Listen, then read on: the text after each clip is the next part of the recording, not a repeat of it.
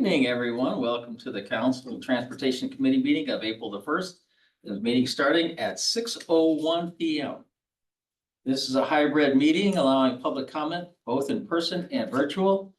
Instructions for addressing the committee virtually may be found on the posted agenda. Roll call. The Public Works Director will take attendance by roll call. Okay, Chair McAllister, Here, Mayor Kamei. Here. And Committee Member Hicks. Here. committee Three present, none absent. the dialogue part. Okay, oral communication will go on to number 3. This portion of the meeting is reserved for persons wishing to address the committee on any matter not on the agenda. Speakers are allowed to speak on any topic for up to 3 minutes during this section. State law prohibits the committee from acting on non-agenda items.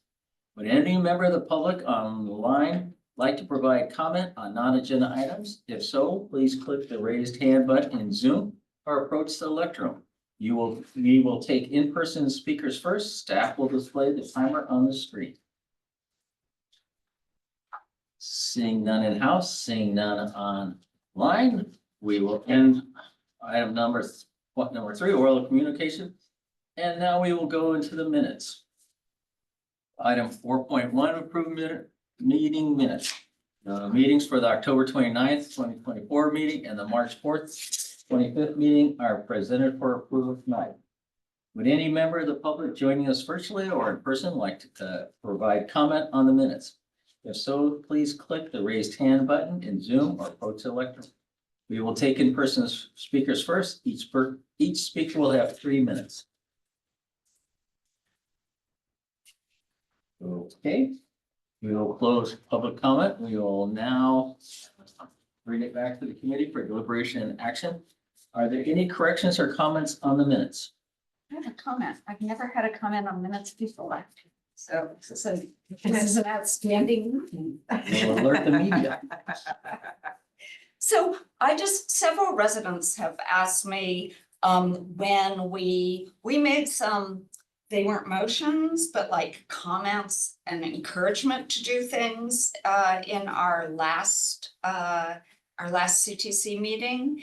And people have asked me like, what's the difference? Since I looked at them in the minutes, they were concerned that they would show up in the minutes, and they did show up in the minutes. So the things that we said, explore this and that.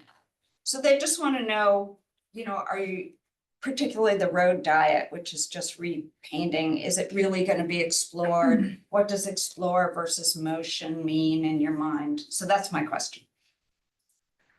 So motion is for staff to actually do something, right? It's like directive off of a decision that the committee was making. I believe the action was for staff to explore, and staff took that as an action item. We would take a look at, this is in regards to the Moffett Boulevard Yes.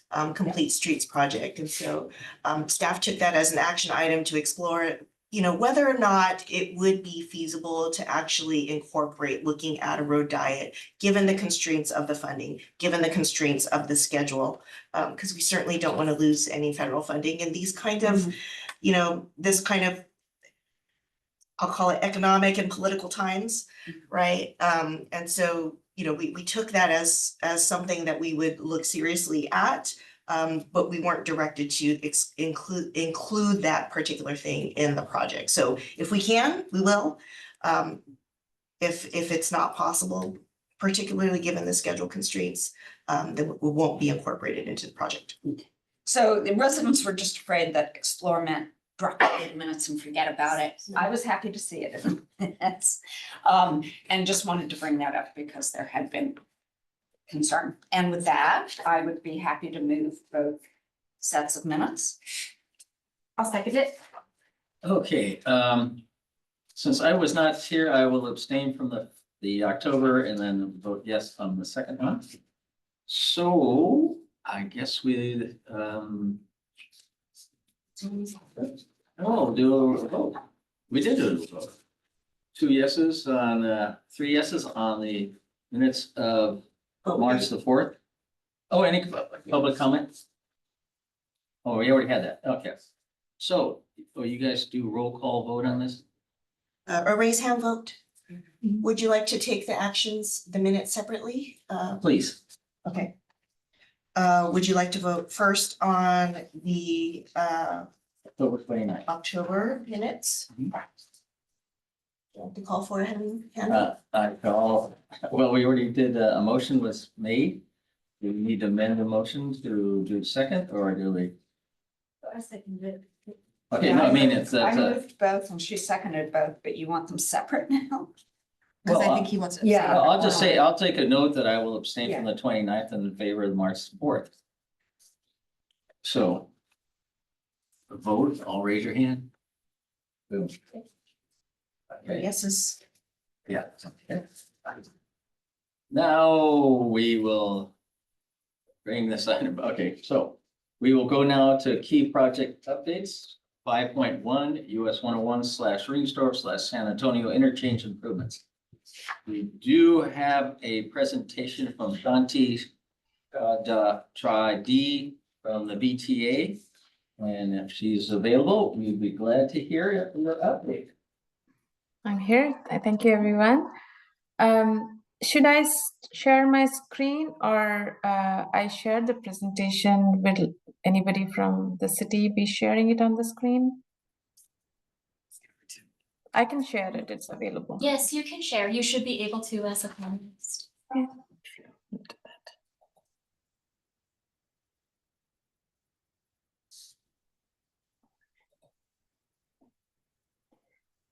One second.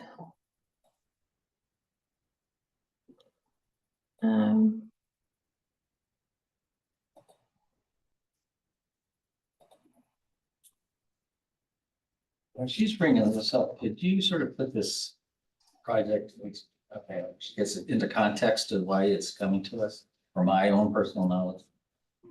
I believe that will be part of our presentation. Oh, wow. Excellent. Are you able to see my screen? We can see your Internet Explorer. See your Zoom screen. I'll share it again.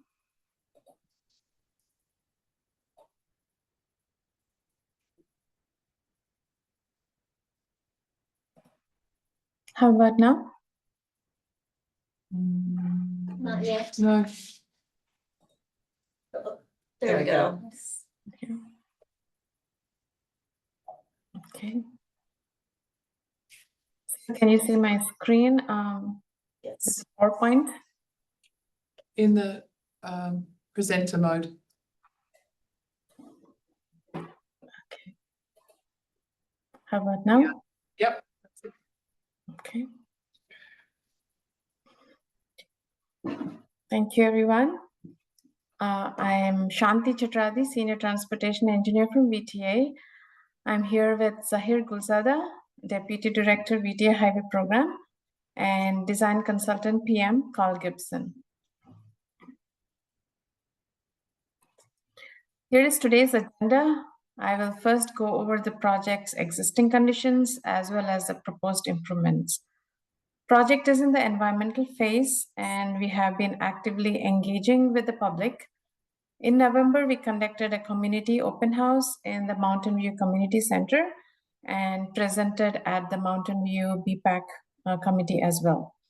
Today, we are here at the CTC to present the project. And lastly, we will conclude with an overview of the project schedule. So this project is located along US 101 in the cities of Mountain View and Palo Alto at the San Antonio and Ringstorf interchanges.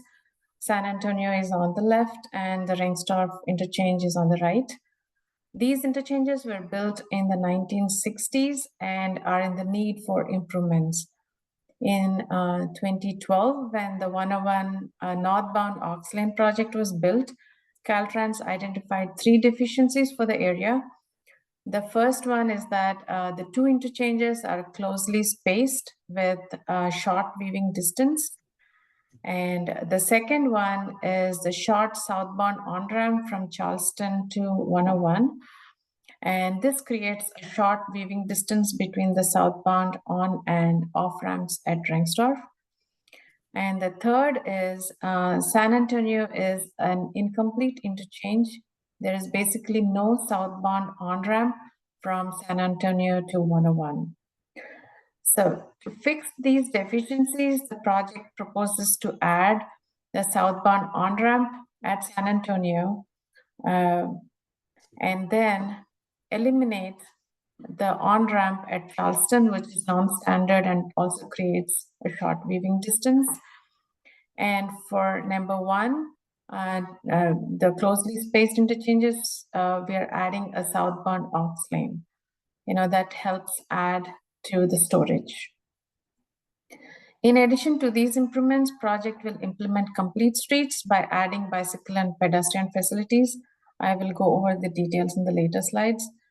And our project partners include Caltrans, cities of Mountain View and Palo Alto. And so far, project is funded by the 2016 Measure B, and we received local match from Google. This is for the project initiation phase, and the environmental phase is what we have been funded so far. So there are a lot of developments in the pipeline for this area. For example, the North Bay Shore Precise Plan and Google developments. The San Antonio and Rengstorff are two of the three main gateways to the city of Mountain View and Palo Alto, as well as to the North Bay Shore area. So the purpose of the project is to improve access, basically for all modes in the area. And currently there are no bike lanes and limited pedestrian facilities at these interchanges. Improve safety for bicycles and pedestrians and at short weaving segments, improve mobility, and lastly, improve traffic operations to meet the growing demands with the development in the area. So project need, as I said, the project will accommodate all modes, improve safety, accessibility, and improve traffic operations. Going on to the details of the project, this slide shows the existing 101 Rengstorff interchange. And just for orientation, the top of the slide is the San Francisco side, it's the north, and the south is the bottom of the slide is the San Jose side. To the right is the bay, and to the left is the ocean. The yellow crossing arrows shows the short weave between the from Charleston and off to Rengstorff. The in and out is here just for landmark. There are high stress bike lanes right now, which means bikers ride along with vehicular traffic. The existing ramps allow vehicles to move freely without having to stop. And that creates conflicts for bicycles and pedestrians, which makes it unsafe. And there is sidewalk only on the south side and none on the north side. And finally, this structure is at non-standard vertical clearance and currently at 15 feet. And the standard, Caltrans standard now is at 16.5 feet. This is the existing San Antonio interchange, and there are free moving vehicles here as well from the ramps. And there is sidewalk on the north side only and no bicycle facilities at all. This interchange is also at non-standard vertical clearance.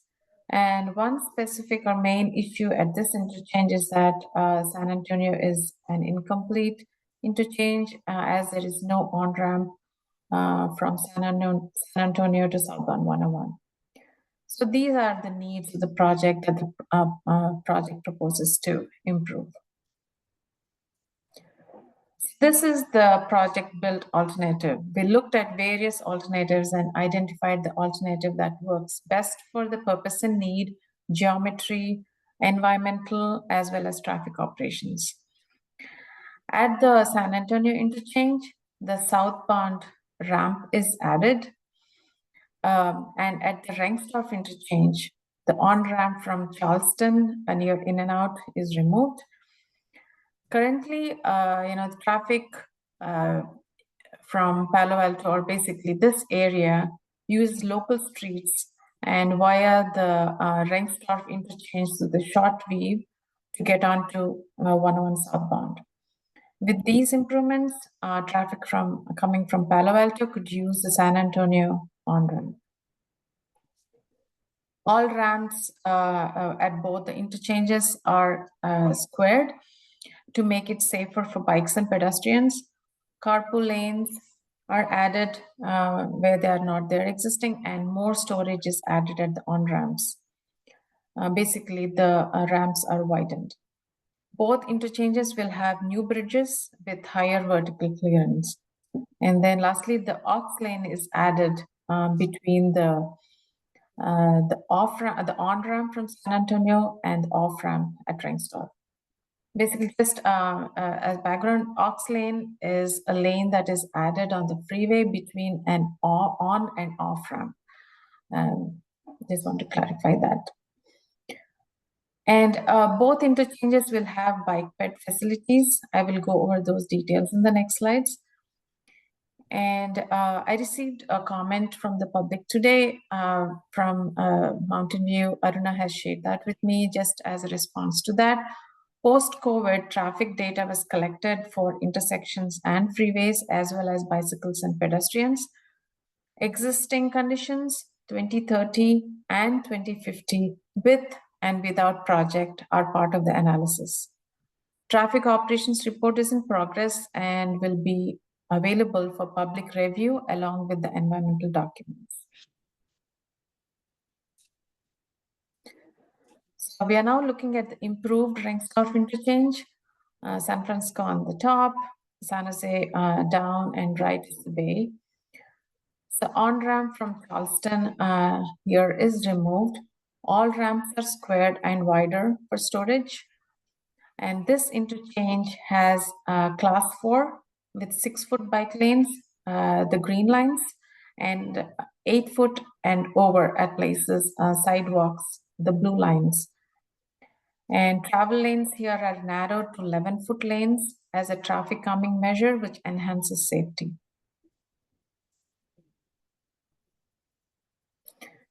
And this is the improved San Antonio interchange with the new southbound on-ramp from, where's my mouse? Sorry. On-ramp from San Antonio to 101.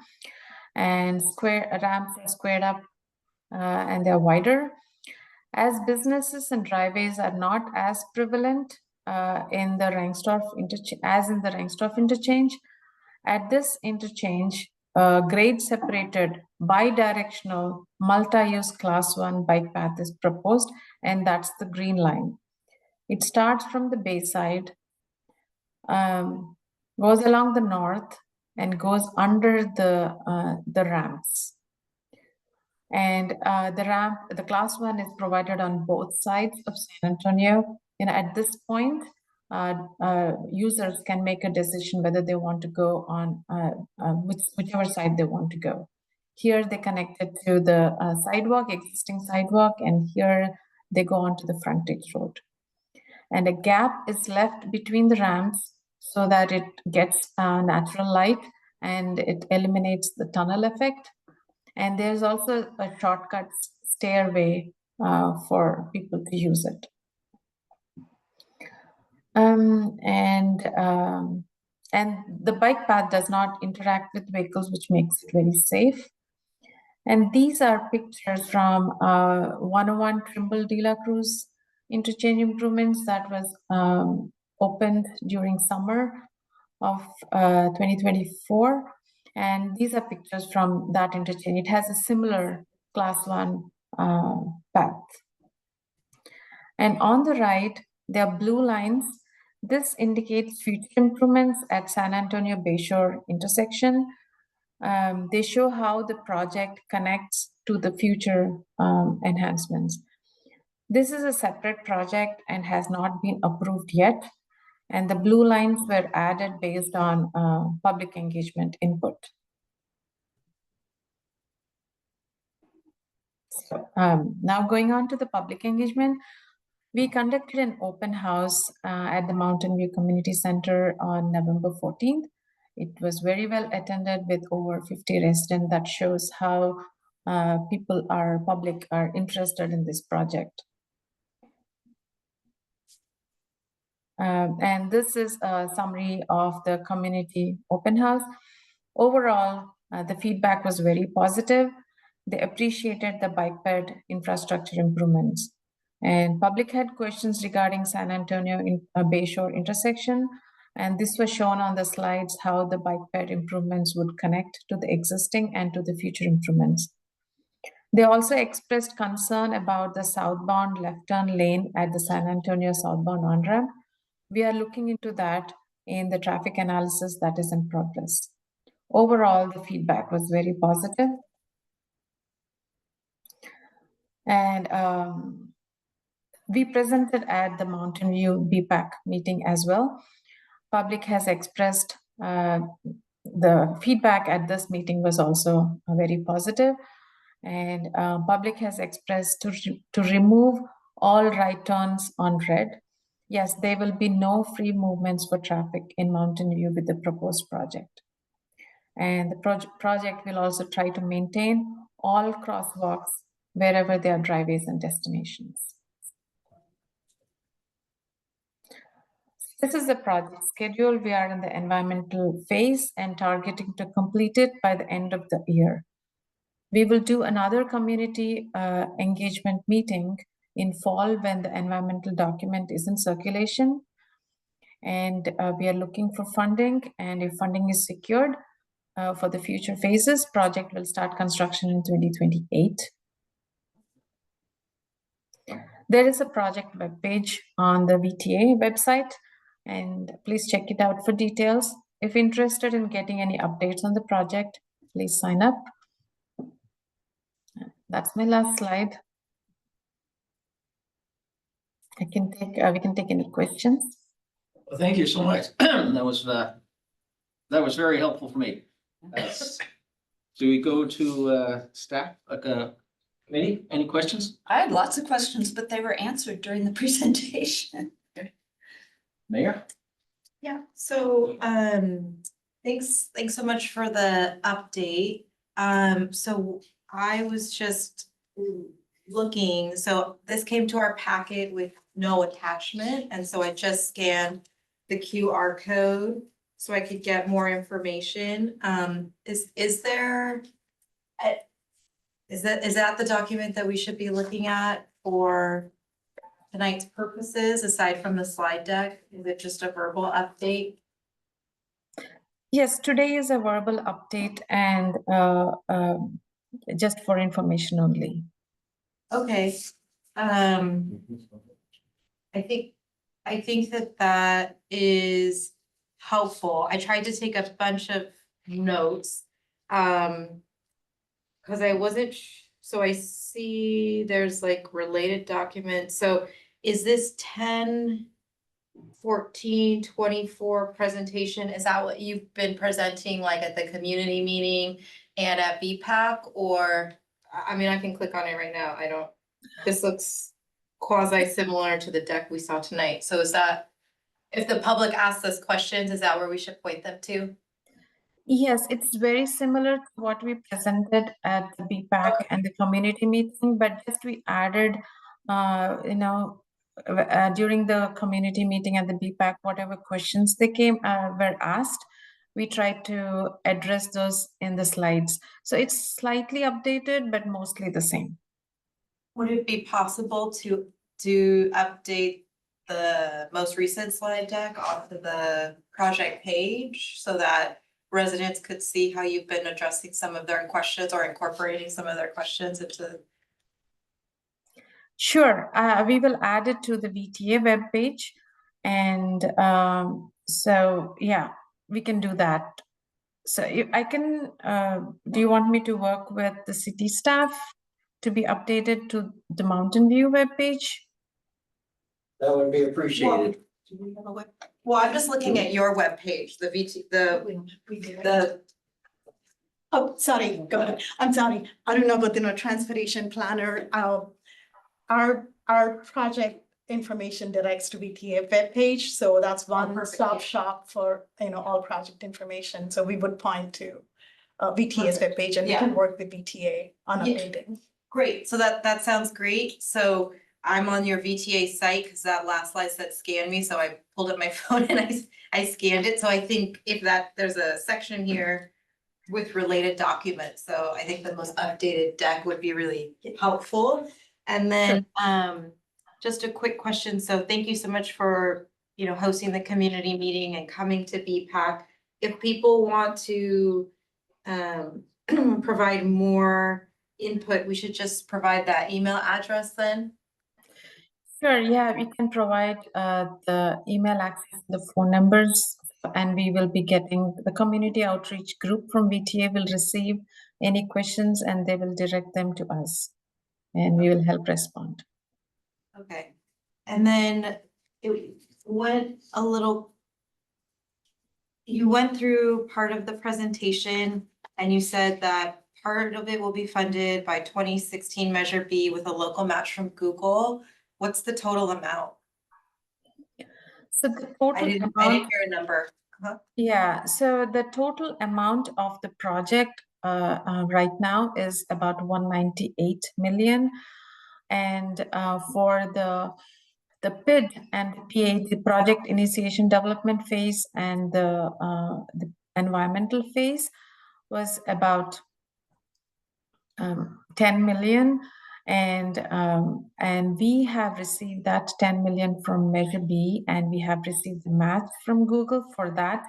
And we are looking into funding for the design phase as well as for the construction phase. So we do not have funding yet for the design phase and construction. For the design phase, we have partial funding from Measure B, and we are looking into getting a local match for that. Until there is, Measure B has a minimum of 10% match, and we are looking into getting that match. So that whatever Measure B funds are available could be released and we can start off the design phase. I'm sorry, so you said you have 10 million for the first initial, for the, I guess, the draft environmental document, is that right? You have 10 million for that and then. For 2 million for the project initiation document that was completed in 2010. And for the environmental phase, we have received a total, including match, of about 8 million. So total is about 10 million.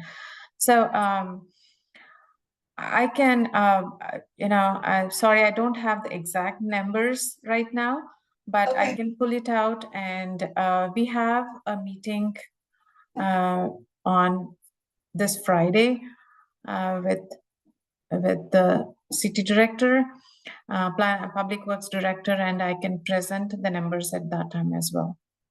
Okay, I think it would just be helpful. We just talked about our CIP last week. We're talking about, what else we're gonna need to plan for. So it's just helpful if we could get that information.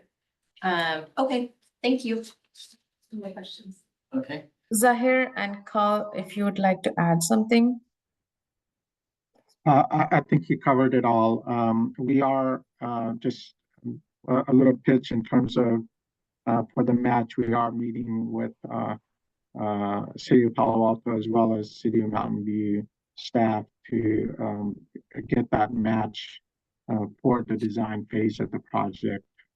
So we can, once we are completed with the environmental phase, we can move into the design and get the necessary funding from Measure B to start that process. Okay, thank you. I was just recently had a PAC meeting and we were talking about the funding.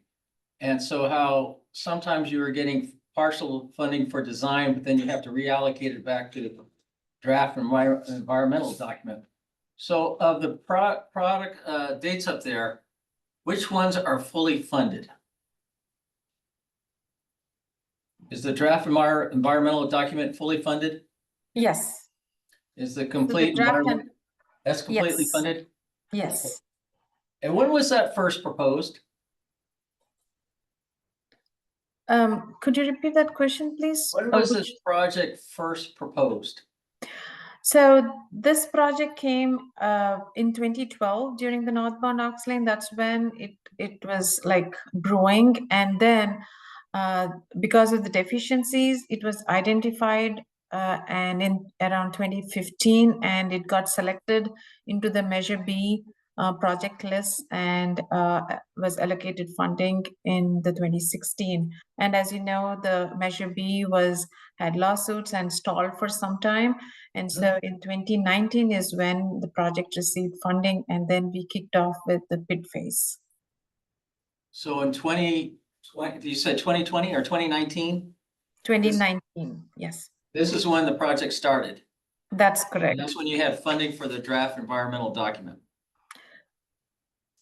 Right, yeah. So Well- it has two phases. The bid phase is what we begin. It's a Caltrans policy. So we started with that, which took about an year, and then the environmental phase has begun. We started the environmental phase in 2021. Okay. So I'll just wrap up it's more of a comment than a question. Is that, from what I've seen with VTA right now and the funding, we will have plenty of time for input on these projects because of the way the funding is coming about. So these are targets that we're shooting for the dates, but realistically, with the funding and the short gaps that we're having, it could continue on well past our timeline up there, correct? Let me answer that question. So right now we're clearing the project in terms of the environmental phase. And then once we get into the design phase, there's not a lot of, unless we go back to amend the environmental phase, we can't make a lot of changes, significant changes, I should say, to the project. So once the project is cleared environmentally, that's the project we're going to be designing. No, I know we were just, as I say, we're reallocating funds for some other projects, and it is a frustrating situation with all the funding and trying to get things done, so.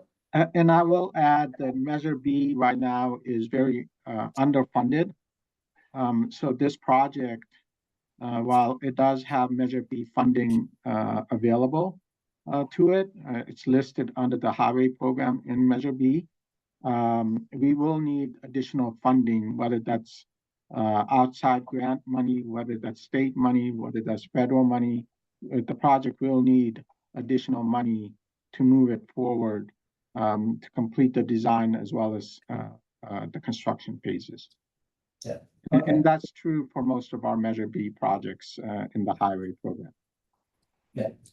I actually do have a question. Go ahead. So I was happy to see the amount of community engagement and appreciation of it. Can you tell me what aspects people were most interested in? Was it expanded and differentiated roadways? Was it bicycle infrastructure, pedestrian infrastructure? Was there more for one or the other, or all of the above? Can you characterize that for me? All of the above, I can say they were people of varied ages. And so I can say, people who are biking and, active, taking more different modes of transportation, going to work. They were very expressed happiness looking at this. I can bike this way, I can walk this way, now I can take my kids and ride across the interchanges to reach the Bayland parks, and I can go to my office walking. It looks more safer now.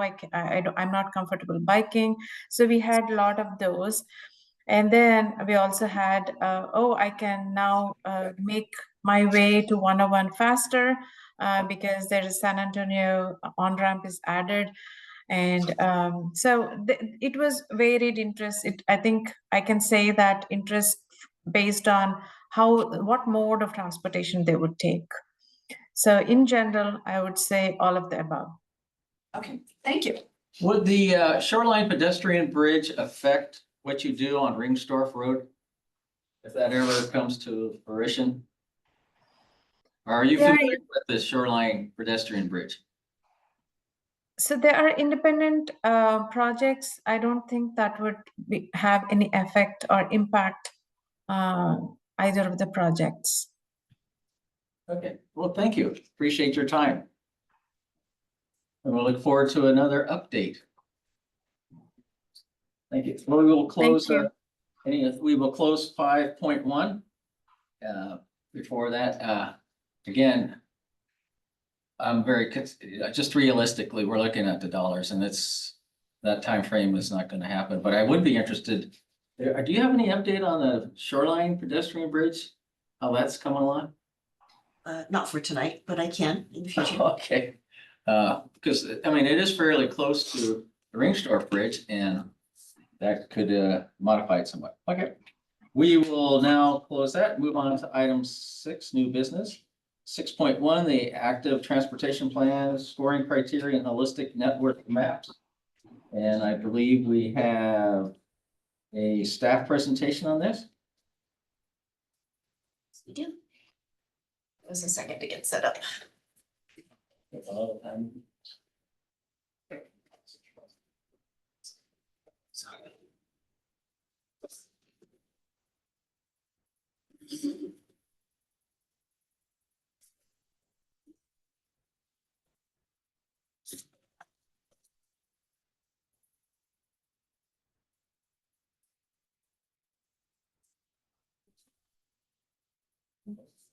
We need them to stop sharing, Laura. You can share. You. Yes. Thank you.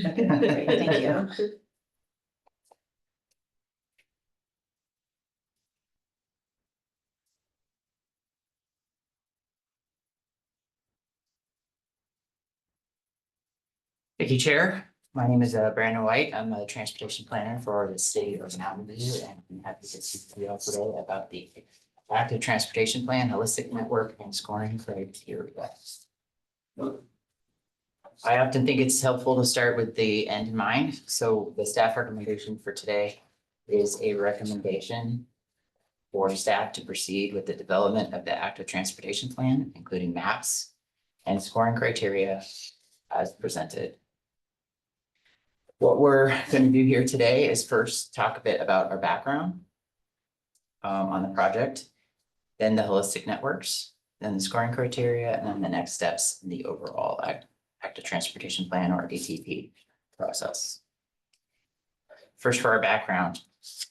So what is an active transportation plan? An active transportation plan combines bicycle and pedestrian plans and will result in bicycle and pedestrian policies and projects. So here's a few resources on other active transportation plans. But in short, per direction from the council in 2021 to bring together the pedestrian master plan and the bicycle transportation plan from 2014 and 2015 into one plan that will act as a comprehensive resource for staff so that we have one source to utilize going forward with pedestrian projects. Here's a quick look at our timeline. So this is where we've been, where we are, where we're going. Where we've been, we've completed existing condition analysis. We have an council-approved vision statement. Policy work is been underway, it is currently underway. What we're talking about here tonight is in purple, the holistic network and the scoring criteria. Those two feed into a prioritized project list. And then with policies and the prioritized project list, we'll generate a draft plan for you guys to review and of course, then a final plan for staff to use. Through this entire process, we have community and committee outreach. Vision statement. Vision statement, Mountain View leads the region with an active transportation plan that defines a series of connected, low stress, and green corridors that invite active transportation. Corridors include shade, wildlife habitat, and public open space. The plan enables the city to intentionally support a culture of walking and biking, enhance biodiversity, and reduce climate change impacts. And this has been to the council and been approved. Next, regarding existing conditions analysis. The existing condition analysis has been to our Technical Advisory Committee, or TAC, our Active Transportation Plan Advisory Committee, or APAC, our Bicycle Pedestrian Advisory Committee, BPAC. They have all reviewed the draft existing conditions analysis from October of 2023. And here you see some of the maps generated from that process. Through that process, we had an engagement where we had 655 online responses to our map-based survey. We had 2 bicycle tours across the city, 3 walking tours at selected parts of the city. And then in order to ensure that we had outreach that matched our demographic profiles, we extended community engagement and focused it where people were that would bring us up to match our demographics or get better. So we went to the Community Services Agency twice, Day Worker Center, Senior Center, Teen Center, and also met with Cafe Cito. Additionally, we looked to the past. During the ATP and before the ATP, our Ask MV feedback is recorded and was utilized in the existing condition analysis to indicate where citizens, residents had requests for improvements. This was all reviewed by the TAC, the APAC, and the BPAC. This is a quick glimpse of what all of that process generated. So here we have challenging spots for walking, biking, and rolling, Mountain View. And then here we have the same, but from a long line perspective, so across the street. So where we're talking about tonight is the holistic network and scoring criteria. We're in the middle of the active transportation. Potential holistic networks. The map development process, the pedestrian map its goal is to support a culture of walking. We're looking for walkable sidewalks on all public improved streets, trails, tree trees, landscape corridors to provide shade and stormwater benefits and biodiversity benefits. This is all, of course, based off of community input that I mentioned earlier. We're looking similarly for a low-stress bicycle network. We're looking at a core of low-stress facilities that support VTAs, bicycle superhighway corridors, trails and public open space, enhanced facilities based on safe routes to school, and of course have that backing with the community input. Now let me show you the maps. Starting first with our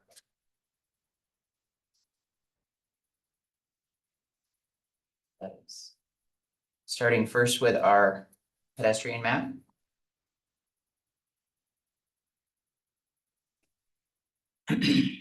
The dashed red lines on the map. Sorry, my computer's a little overwhelmed here. Starting first with the red lines on the map, the dashed red lines are where there are sidewalk gaps.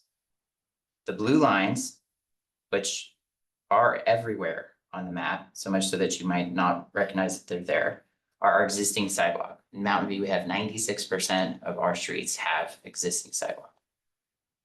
The dark green are our trails, class 1 facilities shared, bicycle class 1 facilities shared with pedestrians. The yellow are potential trails, places that we could consider a trail in the planning process. And then dashed dark green are trails that are already approved via a precise plan process. And then finally, we have black lines on the map. Black lines on the map represent unimproved streets. We have heard from the public and the BPAC about the unimproved streets. And what should be noted is that 25% of the unimproved streets have 25% of our missing sidewalks are on unimproved streets. Some of those unimproved streets do have sidewalking. You can see here, there's some blue under the black here, or on top of the black. But for the most part, most of the unimproved streets do not have sidewalk. This is an area that the plan will direct review for the unimproved streets policy. Now let me bring up the bicycle plan, bicycle map. This is our holistic bicycle network. Dark green and solid are existing off-street bikeways. If they're dashed, then they're potential off-street bikeways. On-street bikeways are in purple. If they're dashed, they are also potential. And you may notice light gray bicycle superhighway, this is the VTA's network, along the edges of the city of Mountain View. Of course, for the VTA, it goes through the city of Mountain View, but in the city of Mountain View, we have completed all of the VTA's bicycle superhighways with the exception of the Stevens Creek Trail extension, which you will see here, which is under design right now as a potential off-street facility. And this is the holistic bikeway map. Now let us speak about the scoring criteria. In your memo, all the scoring criteria have been provided for your review. Here I will have a summary of the changes made given the direction from council. The council directed for staff to consider and address feasibility and implementation as part of the scoring criteria. In order to do that, we provided 10% feasibility and implementation, and thusly lowered each of the existing scoring criteria by 10%. No other changes to the scoring criteria that were presented to the council were made. So we do now have new feasibility and implementation. This is also in your memo, so let me be brief, but I'm happy, of course, to answer any questions on this. We have 5 different categories: order of magnitude, interagency coordination, practical timeline to complete the project, opportunity to leverage existing project, and then alignment with local, regional, federal funding sources. And in short, the harder it is to do something in one of those categories, the lower the points. The easier it is to do something, the higher the points. BPAC input. This is going to BPAC on the 11th of March, and the comments are summarized as such. There was a request to ensure that the SAOs, which are like trails, they're shared multi-use paths shared by pedestrians and bicycles, but are on private property. There was a request to ensure that the SAOs do not have obstructions such as gates and fences, and that access easements are provided and maintained. There was a concern from a member that the scoring criteria was tested. There was desire to not delay the process further by testing scoring criteria. There was a request to present a map of pedestrian crossings. And that is something that staff intends to do later in this process. There was a desire to review the unimproved streets policy. And that is something that staff is suggesting that the ATP direct to have happen. Not that the ATP does it, but it will direct that for further study. There were 3 motions. The first motion was to include Los Altos High School and Los Altos school districts serving Mountain View students in the network map. This passed unanimously 5-0. This change was made in the maps that were presented to you today. There was a recommendation to CTC for staff to proceed with the development of the ATP, including maps and scoring criteria, as presented with information and discussion on intersections and crossings. This failed for a lack of second. This is something staff intends to bring back later through this process. And the final motion was a recommendation to the CTC, this is the staff motion, for staff to proceed with the development of the ATP, including maps and scoring criteria as presented, and this passed 3-2. Next steps. Q2 of this year, finalize the network and scoring criteria. This will allow us to move on in the process. Q3 of this year, project prioritization and public outreach. Q2 next year, a draft plan. And finally, our staff recommendation, and then of course, questions. Recommend for staff to proceed with the development of the active transportation plan, including maps and scoring criteria as presented. Thank you very much. I'm happy to input. Committee members, any questions? You usually have quite a few from your concerned constituents. Yes. So, just a few informational questions from the staff report. So first, thank you. That was all very interesting to me and very well laid out. One thing it says, I'm sorry, I didn't write the page down, but maybe you remember writing it up. It says for network level feasibility as part of the holistic network vision step, the project team will evaluate whether there's sufficient space to support each corridor's proposed network facilities. So what, do you know what the assumed lane widths will be to see whether, I assume that's what we're talking about, or whether there's room for whatever it is, That- wider sidewalks, bike lanes? That is a component that goes into the overall evaluation of. What we have to do is evaluate how much roadway space is set aside for cars, and then remainder can be set aside for bicycles. So that is a component that goes into the evaluation of all the of possible classes you could select. Our general default is 11 feet. Okay, because I'm hearing people throw around different widths, different dimensions, 11.5, 11, 10.5, depending on, do you look at those different ones depending on the Yes. conditions? This is something will definitely depending on conditions and a major portion of the next step in the process. Okay, so I'll hear about that later. Just, I do hear a lot from people about that, and I was just concerned that there might be a default when, the different roads in the map have very different conditions. Exactly. Yeah. The context sensitivity is important in Okay. the next step of the process. Okay, good. So that was one.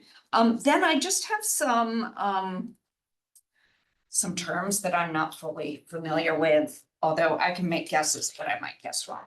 So what are improved roads versus unimproved roads? Unimproved roads are roads listed in the city's unimproved streets policy. Literally, that is the definition.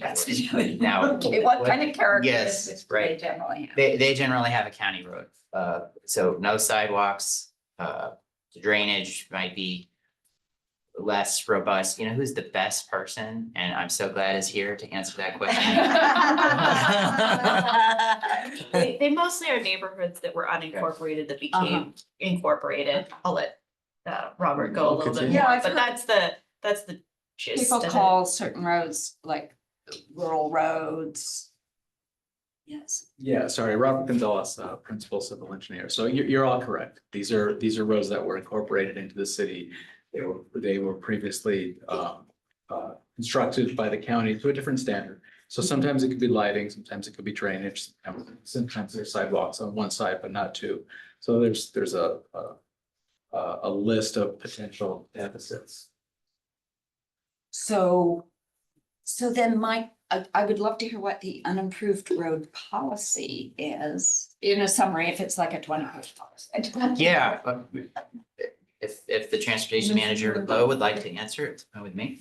Hello, Rita Hooch-Barrett, Low Transportation Manager. So the brief summary of the unimproved streets policy is that the neighborhood would need to form like an assessment district in order to pay for the curbs, the guttering, the stormwater infrastructure underneath. And the city, when we do repaving, we're just basically repaving as is. So, sometimes I have problems because is this a question or a comment? But I'm just hope, in terms of, you know, we don't have all the money in the world, you've probably heard. And sometimes when things are done to a standard, we're not, in my opinion, we're not necessarily doing the highest priority thing. We're just standardizing everything. And I'm just not sure, like when you said these unimproved roads are deficits, have deficits. This is my question, I guess. I'm not clear that they all, maybe they do, because I haven't looked at all of them. But I'm not sure I would see them as deficits. I'm kind of a proponent of I guess in Europe, they sometimes call them WUNRs, like shared streets. And to have to spend a tremendous amount of money in assessment districts and maybe some local match on, you know, a street that would be better treated as a WUNR for slow shared street. I don't think it's where people want their money spent, and I would hate to force people to make everything into a standard street. So are we gonna force people to make it into a standard street? The or- ATP will suggest to council as a policy recommendation to have a study Okay, of the unimproved streets policy. It will not be making any changes standardized. to the unimproved streets policy. Okay, good, because where I live in the center of town, it makes sense to have sidewalks and planting strips and everything, but some other places I've seen where hardly anyone drives, I don't think it does. So, okay, good, I'm very glad to hear that. And what are multi-use facilities? Those are trails. That's Oh. just a. Where people can walk or bike, Yes, ma'am. is what you're saying? or Yes, ma'am. Ride their horses. Like they're not designated. Not horses. No horses. No horses. They can scoot. They can scoot Okay. within reason. Okay, that's what a multi-use, and what is an off-street bikeway? A multi-use trail or it's a Wait, trail. I thought that was a multi-use facility. What's the difference between an off-street bikeway and a multi-use facility? There is not. There's no difference. An Oh. off-street facility, I suppose you could prohibit Separate. pedestrians from an off-street facility if you From an wanted off-street to. You could separate the pedestrians from the bikes if you Yes. wanted. You could put a Okay. planter strip in between or some other Or sort of paint. delineation between bike and rolling and pedestrian. Nearly 95%, she's talking about the 5%, which she's right to say, but 95% of the time it is a trail. And it's the same thing. Okay, thank you. And then, okay.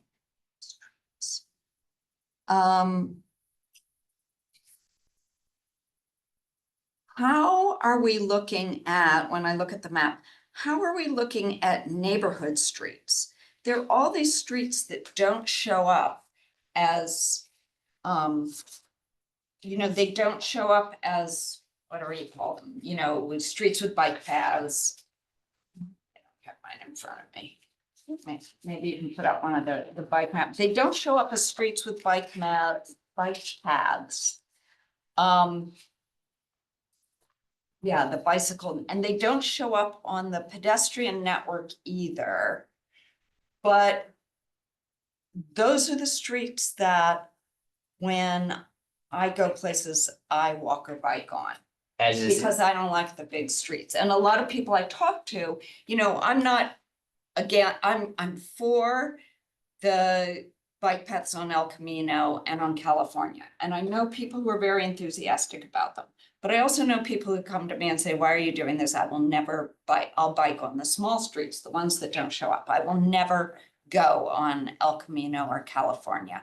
So I'm wondering how, and I think, I actually think there's different when I talk to people who do a lot of work on bike paths, I think there's different groups of people. You know, there's some people who will never go to a baseball game and some people who will never go to the theater. And when you talk to them, that doesn't mean in our city we should not have any theaters or any baseball diamonds. That means we should have both.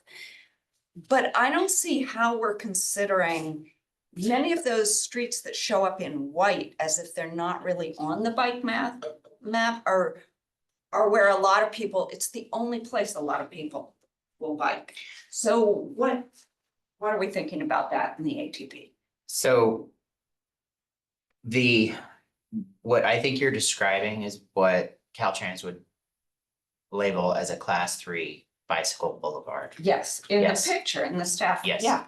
But on Yes. the map, it kind of, to me, says, I'm invisible and I'm not there and nobody's thinking No. about me. No. I mean, that you're welcome to your opinion, but the map has class 3 facilities on it. It has them, for instance, we have right here, this is, I turn on this every day. This is, I'm so sorry, Mercy. Mhm. And a bike lane would be very large and probably more than is necessary for Mercy. Now, we aren't in a stage of development right now where I want to officially give you an answer on what the class is going to be, but I will tell you that it's very quite likely that this little example here of Mercy and, for instance, Montecito, or this quiet little street that I don't remember the name of, those are fitting the description that you're talking about. Now, you do see white space, where you see roads that are. Yeah, I see that a are lot of white. other streets Yes. next to it that are white. So what's the difference between the dashed purple and the streets that are very similar that Yes. are near it? We are using a distance of 1/4 mile and 1/2 mile distance. We're trying to set a 1/4 mile distance between every single bikeway. So, But because, what's the difference, like Mercy What- versus I forget the next street down, I shouldn't because I live so near there, but the next street down, Hope or whatever it is. What's the difference in how it will, after you finish the dashed purple thing, whatever you're doing there, how will those streets look different to me? Why would I choose one over the other? so absolutely. So on a street that's we're considering for a class 3 facility that is dash purple on this map, we would bring in infrastructure improvements to slow traffic speed down Okay. as a minimum. Potentially more, but that's where, especially with bicycle boulevards, this gets Okay. very context sensitive. Generally, in Mountain View, and I would anticipate this would be the case for all the class 3s, there would be speed humps. And then by definition, we would have large bicycle boulevard pavement markings. We do have some of those already in Mountain View on Dale and Continental. Palo Alto has those everywhere. And then there would be a wayfinding system network, and there would be labels, possibly changing the street signs to say bicycle boulevard at the top. That is a standard that other communities have used. These very specific things are things that would be discussed not only later in this process, but on an actual project level. Okay. But the major difference between a white street and a class 3 dash purple on this map is letting people know where it is and an actual effort to slow traffic speeds down. Okay. And we can talk more later about that. Yes, Okay, We this will. is not good. But Maybe I can add one more thing. So according to the California Vehicle Code, bicyclists are permitted to ride on all the streets except for the freeways. And so we would expect bicyclists to ride throughout all of those white roads as well as the other ones. But we can't afford to turn everything into like a class 3, like that would, so we're trying to focus and the 1/4 mile is kind of the rubric that we used for trying to figure out where it is, as well as looking at the suggested routes to school throughout the city. And they might merit, like some streets I'm familiar with have different street, like my street has a circle with plantings in it. Roundabout. It's not- mini traffic circle. Yeah, like a mini traffic circle, but it does, and then I'm from Berkeley. They use lots of different planted barriers that slow traffic that I like better than speed humps, but people can, I imagine, talk about those things later. Yes, if ma'am. they want. Okay. Yes, and just a quote, an additional statement, and Mercy is a great example.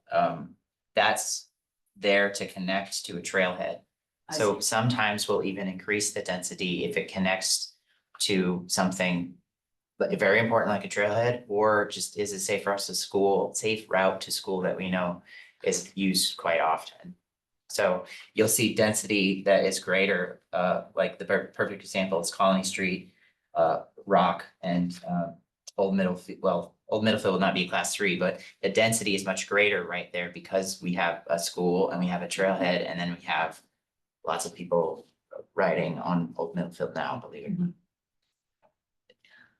Okay, so this leads to what I think is my last question, which is, how do we define like all these things with the scores have, 2 words? It's like sustainability and biodiversity. I don't have it in front of me, but one is, safety and comfort, I think, are the Yes. 2 that are Correct. combined. And I'm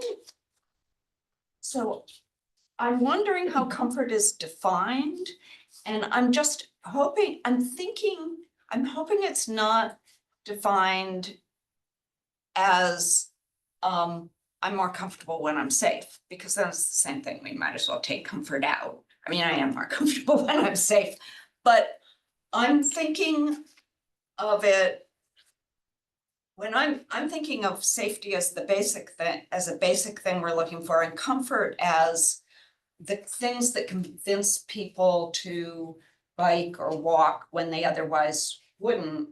And these would be things like shade. I walk a lot, and I can't get people to walk with me sometimes. And the reason they never say they won't walk with me because they feel unsafe. Bike, yes, but they say it's too hot.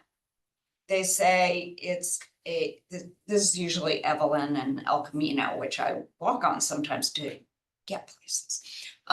They say it's too hot or it's too bleak. It's mostly things like that, so for me, comfort is about those things, and mostly, frankly, they want it, or they say there are too many auto fumes.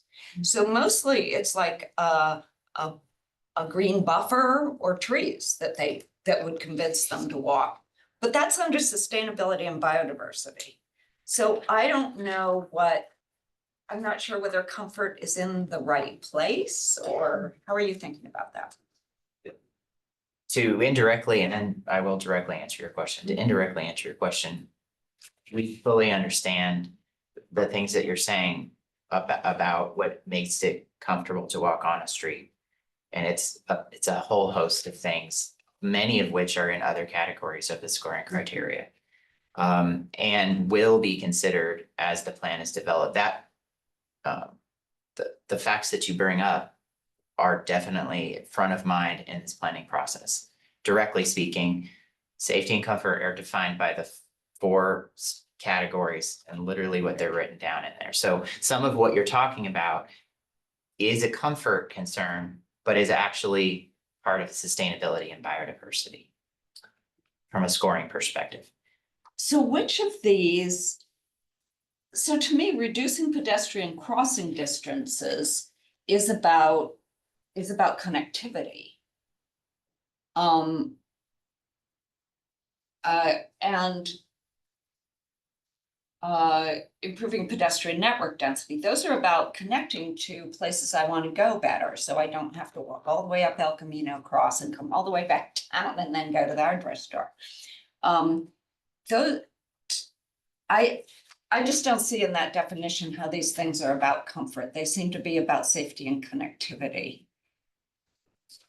One thing I should also say that addresses community concerns. Many of the community concerns revolve around comfort, and that is a major component of the safety and comfort. So I would say safety and community concerns, but I would just change maybe safety and community concerns and sustainability and comfort, because that's where I think most people would say they'd be comfortable if it's cooler and comfortable if they weren't breathing in the car fumes. So I would change the wording on those maybe. Question. Anyway, yeah, I think that's the end of my questions. Thank you. Mayor?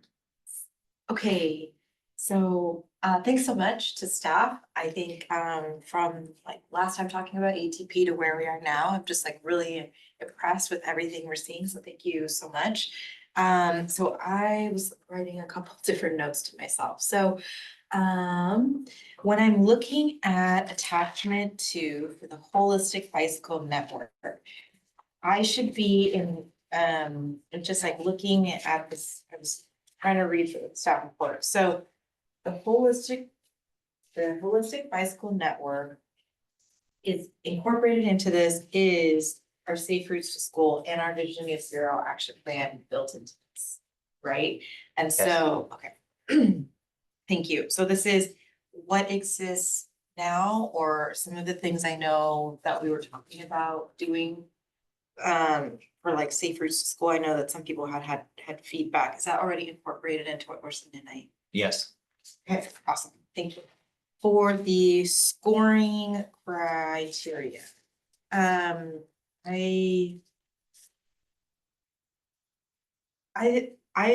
comfortable with the principles, but I think what I'm trying to understand is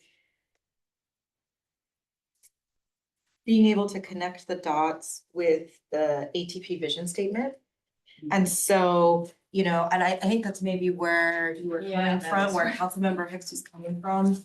So I think the criteria, like the that's listed is fine. I think maybe further refining the alignment between the vision with the principal statement might help in what you were talking about. I don't know. I think some of the feedback that we got in public comment was like related to assurance on how we're going to be using the scoring criteria. And I think it came up in BPAC and somewhere else that I'm sure you're all familiar with that. So I don't know if there's a different, how we might, and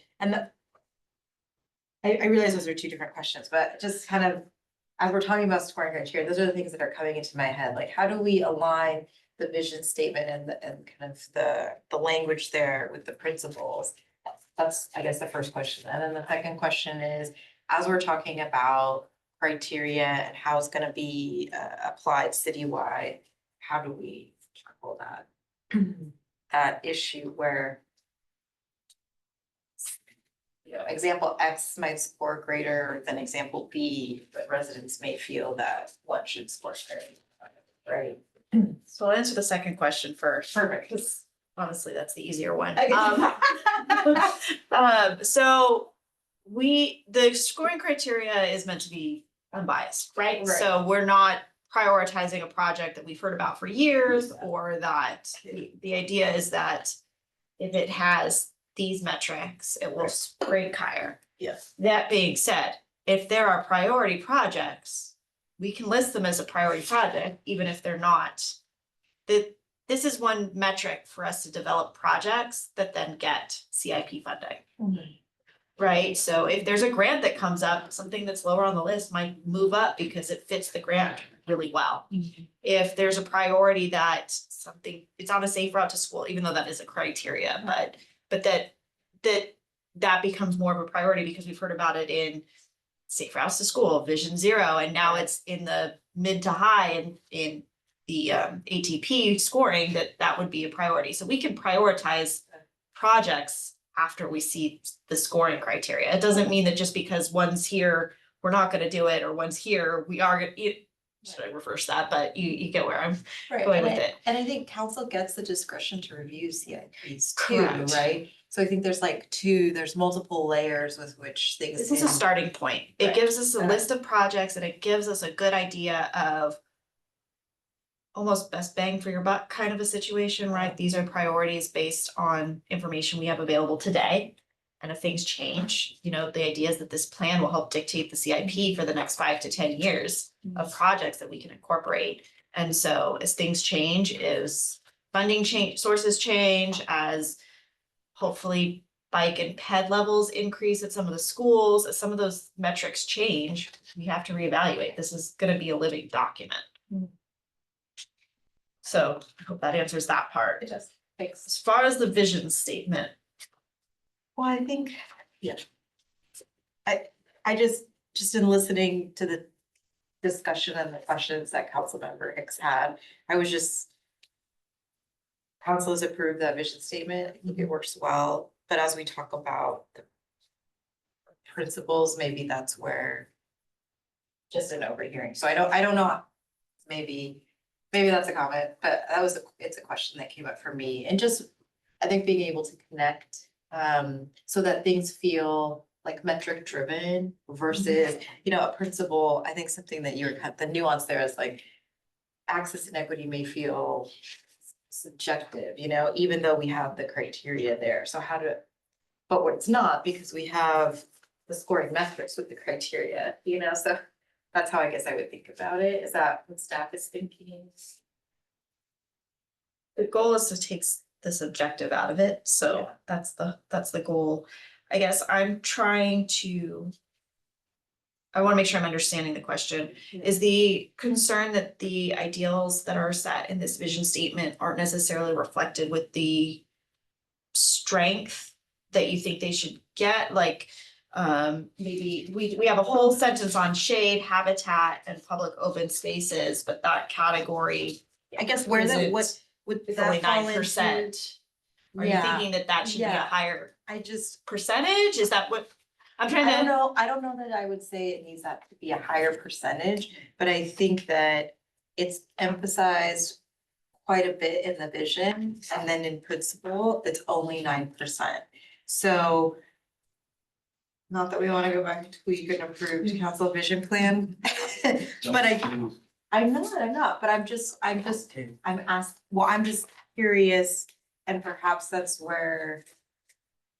so when you, Okay, well, I When mean, you get that to could be a question- greater discussion, I don't know, maybe it's, so you're saying maybe this allotment needs to be adjusted with points to match the vision statement, or the vision statement needs to be modified to match the four score criteria? I think since the vision statement is already adopted, we should change the scores.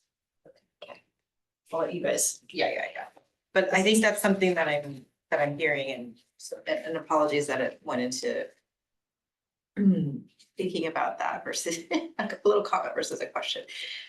So when we're talking about the ATP, are we talking anything about, so we talk about facilities as like the actual sidewalks or, you know, trails or infrastructure? One of the things that I've been receiving feedback on is just like the availability of bike parking to utilize. So, did I miss it in here? Okay. I'm just He's eager to He's answer. excited for the question. Oh, okay, good. I was like, because I tried really hard to like make sure I didn't miss it. So You did. how would that be something we can include in the ATP, or is that something separate? Because I do think having access to that, you know, aside from just, you know, when you were talking about more, you know, the outdoor experience, we can encourage people via facilities in terms of like parking and access. And I think too, can we also think about bike parking for e-bikes? Because I got a lot of feedback on e-bikes, and that the current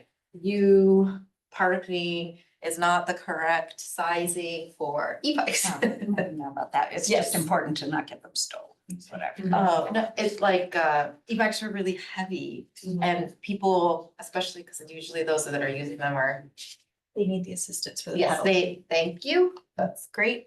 It's too heavy for them to put onto and it doesn't align and match.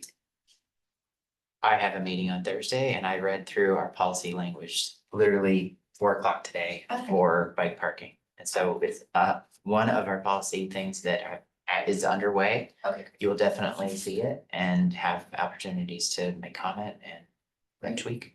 Okay. Great.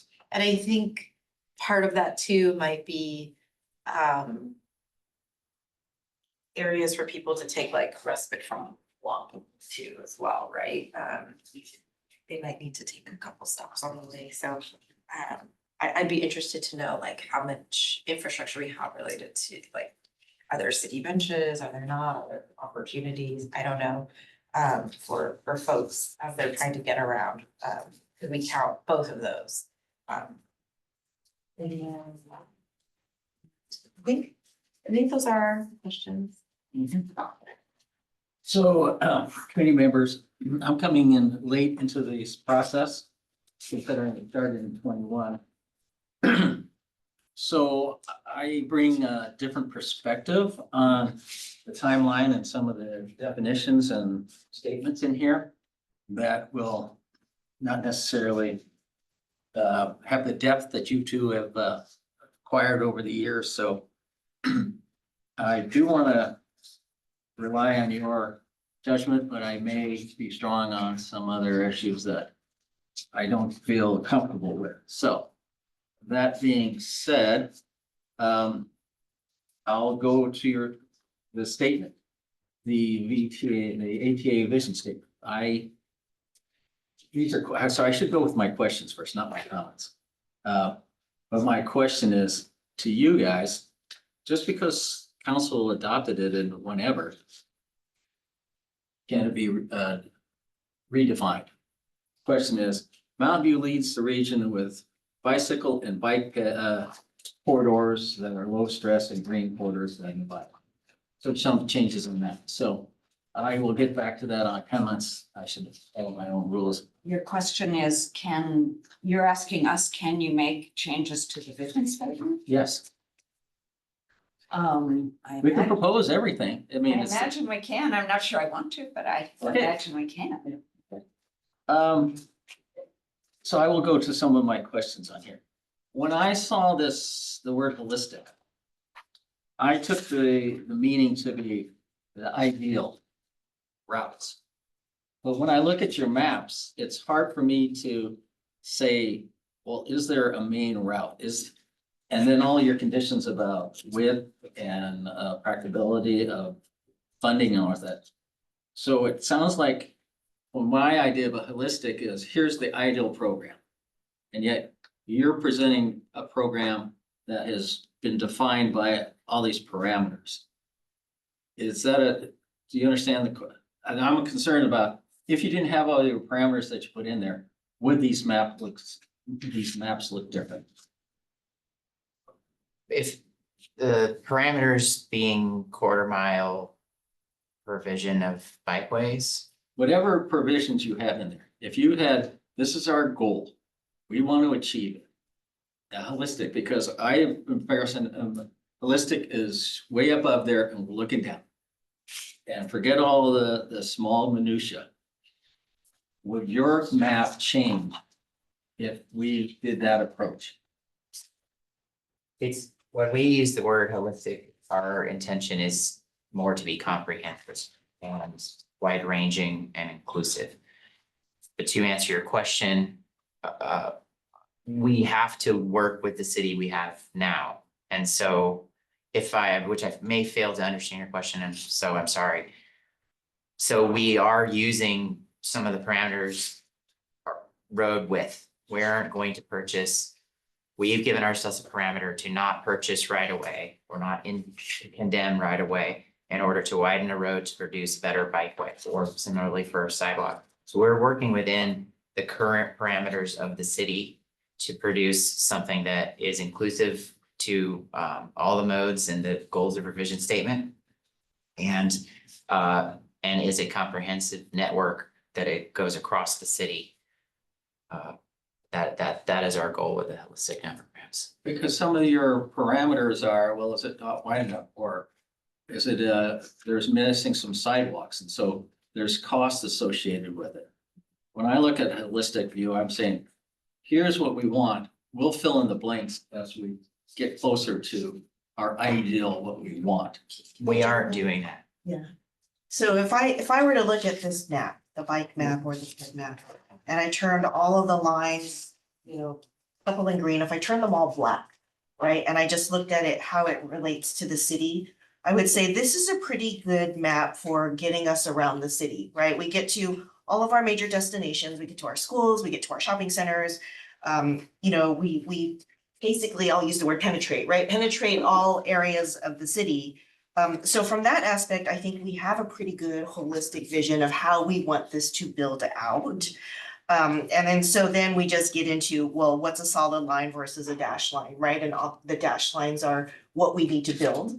And so this is going to be our guidebook for as we're repaving projects, what can we quickly and simply include in a repaving project to achieve that? What are projects that are standalone where we might need to go after dedicated funding for something that's a little bit different? So I actually think this is a pretty good top-down view of where we want to be in 10 or 20 years. Or whatever timeframe it takes to build this out. Can I answer your question? Staff, you can tell me. Hmm? Can I answer your question?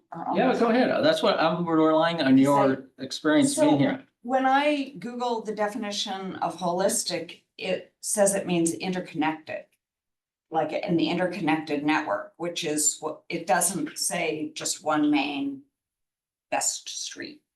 So I feel like that's what I'm seeing here. And I feel like that's what the maps that people have been working on show, an interconnected network, some of which is there and some of which is work. So And I think when this came back to council, if I may, that we asked, you know, take the different plans we're working on, take Vision Zero, take Safe Routes to Schools, take all these things and show us what it looks like if they were all like layered together. Mhm. And then what are the missing pieces? So that's where I was so excited because it's actually really great to see we're almost there in a lot of places and we just have a couple areas where we need to work on in particular. But like, for example, like looking at the holistic bicycle network, looking at Moffett, right? Looking at that dash line, the work that council's done to prioritize that as in the, like, creating a precise plan.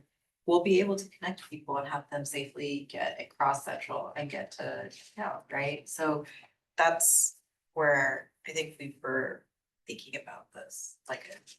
So I had some comments on this map that it's, even though the colors you can't see, but people are looking at it, they say they don't see any network, real network in this map. Serge, who made one of the comments, he voted no because he didn't see the network in here.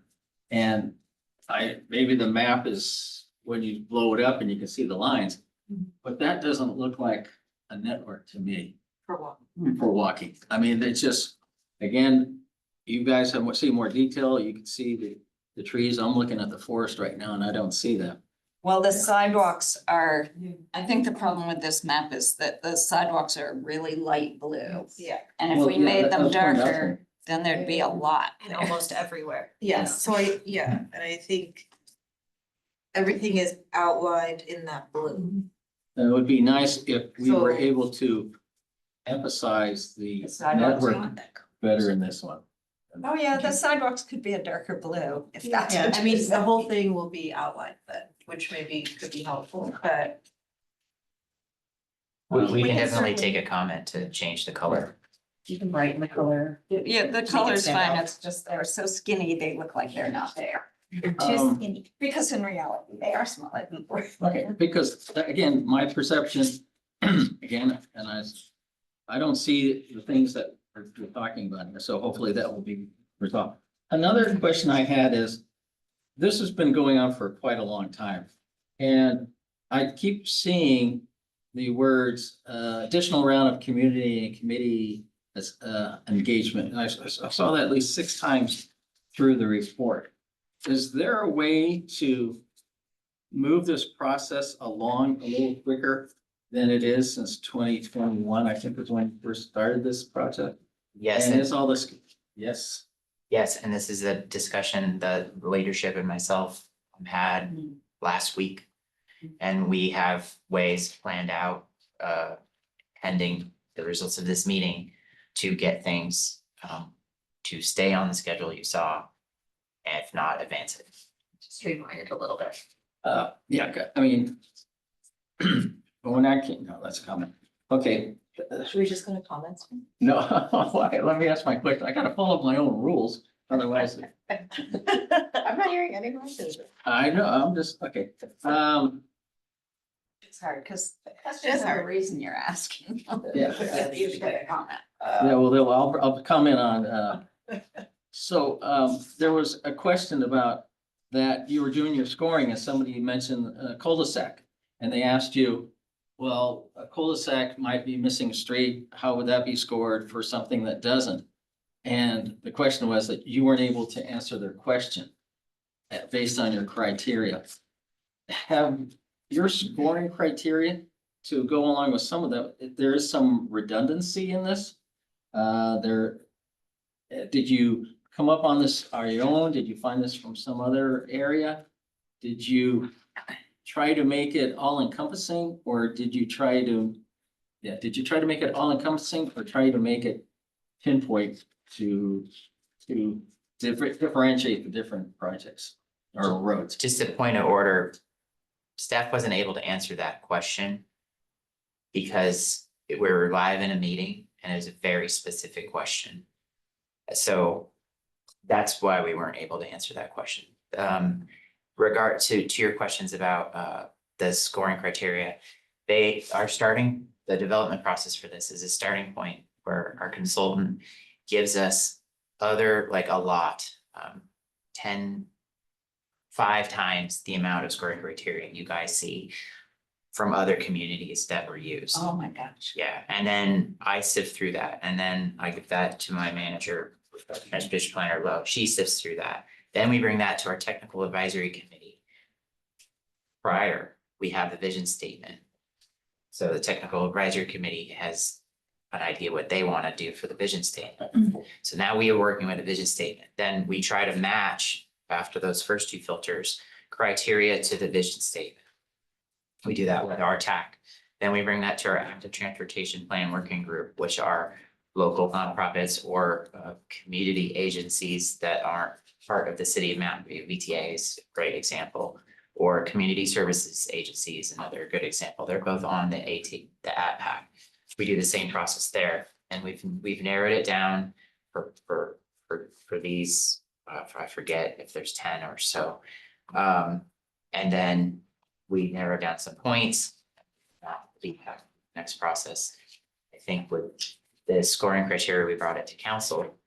And council gave us no changes except to, well, there was a lot of discussion, but no changes except to add feasibility and implementation. And for that, we just took, because we just want a 10%.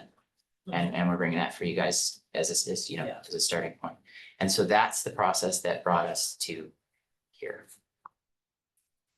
You have a consultant. You got all these subcommittees. I believe in community input, but at some point, to move the project going forward a little quicker, why do you need I could see, well, explain the function of each of the TAC and the other committee, the ATPAC. And is there quite a bit of overlap from what they say compared to the BPAC and your consultant? The function of the TAC is, there are many different divisions with different goals inside of the city of Mountain View. And we want to make sure they're all heard and that the active transportation plan works for them.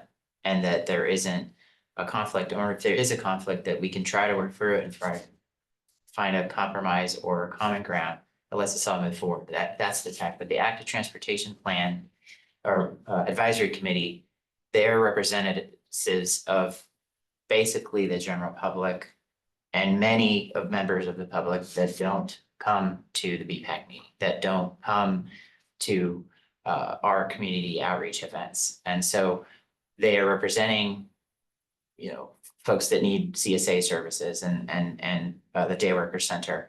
And so we're getting that input there. Is there some overlap from the folks that come to BPAC meetings? There is. This is Silicon Valley Bicycle Coalition is part of the active transportation plan, and many of their members go to the BPAC. So it does give us a sense of what the public's concerns are before we go to the public, which saves us time. Because if we did something that we didn't know the public would like, or that they would have a problem with, then we don't have to hear about that from the public because we've already got it right. That's the process we have. Could you give me an example? I mean, this is hard on you guys, but I'm just trying to get, I'm new, I'm trying to understand. What does the TAC example say? Well, we want to do this, but the TAC says, no, this isn't, this is counter to what we're trying to achieve. Oh, let me give you an example that's similar to that. The first that comes to my mind is staff had a lot of, is this complete a sidewalk gap or bike gap? And we were just giving dichotomous points.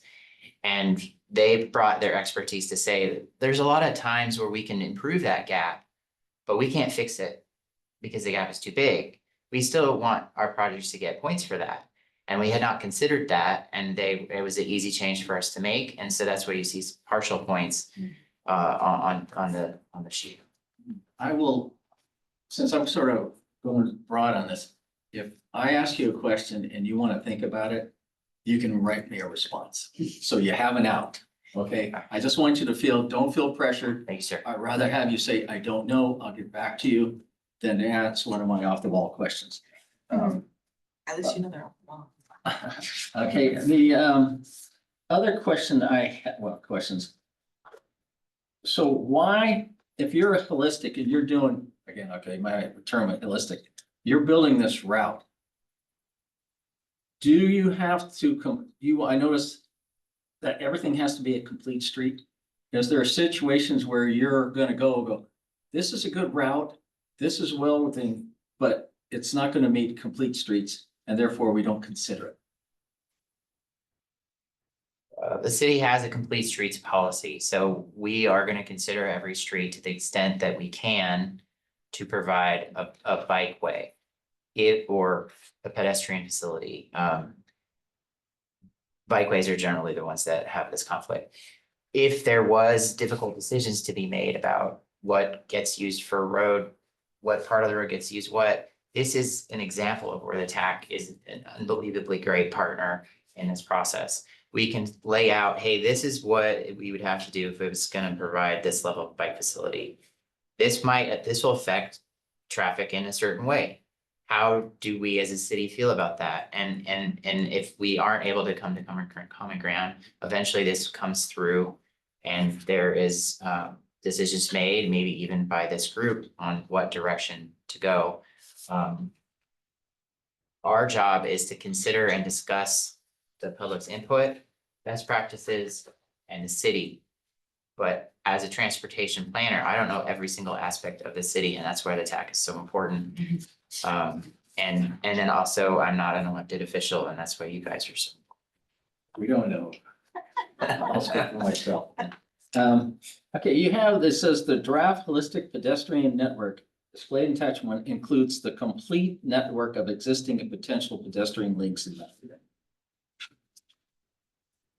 If someone looked at, again, I'm going back to your map, could someone see the complete network of existing and potential pedestrian links in Mountain View? I believe so, but your criticism is fair that the blue is hard to see and for observation fair.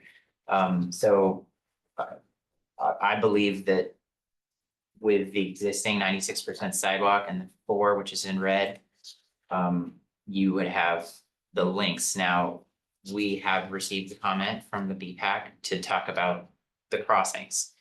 And we take that seriously.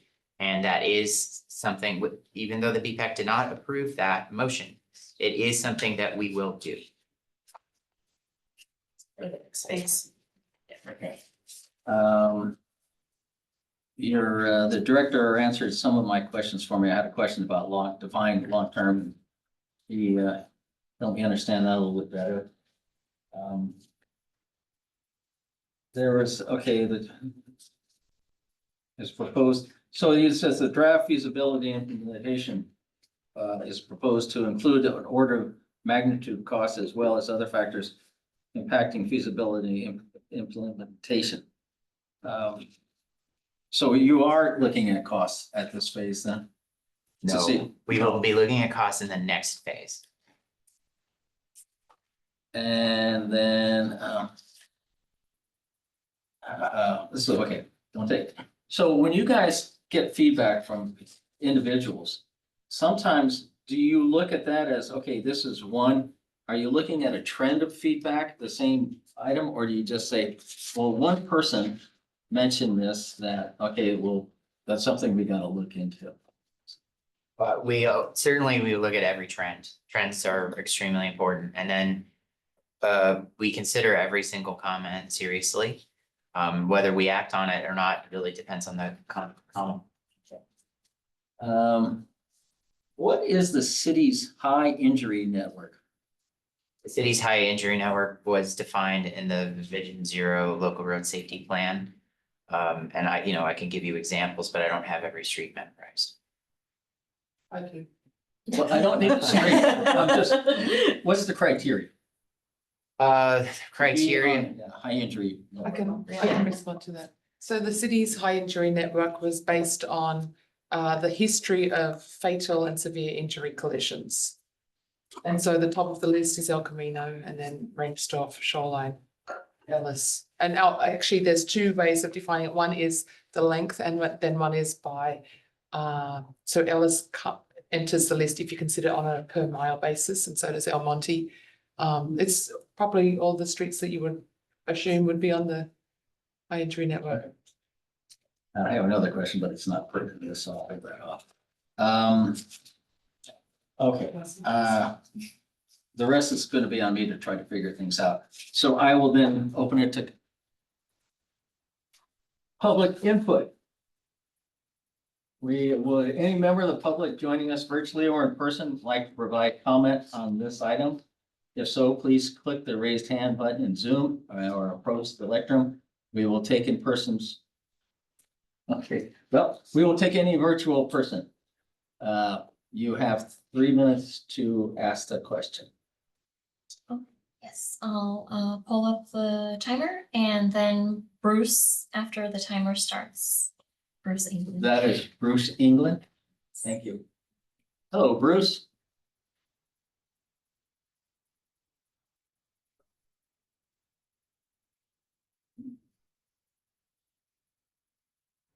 Bruce, are you there? Do we have someone else when we can bring up? Yes, Valerie Fenwick. Valerie. Please come on.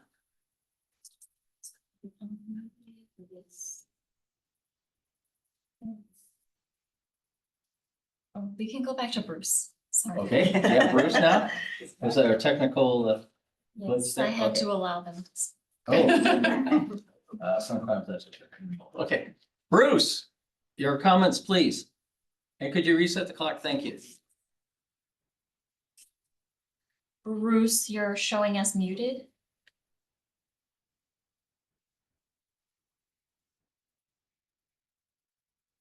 Bruce, you're considered muted.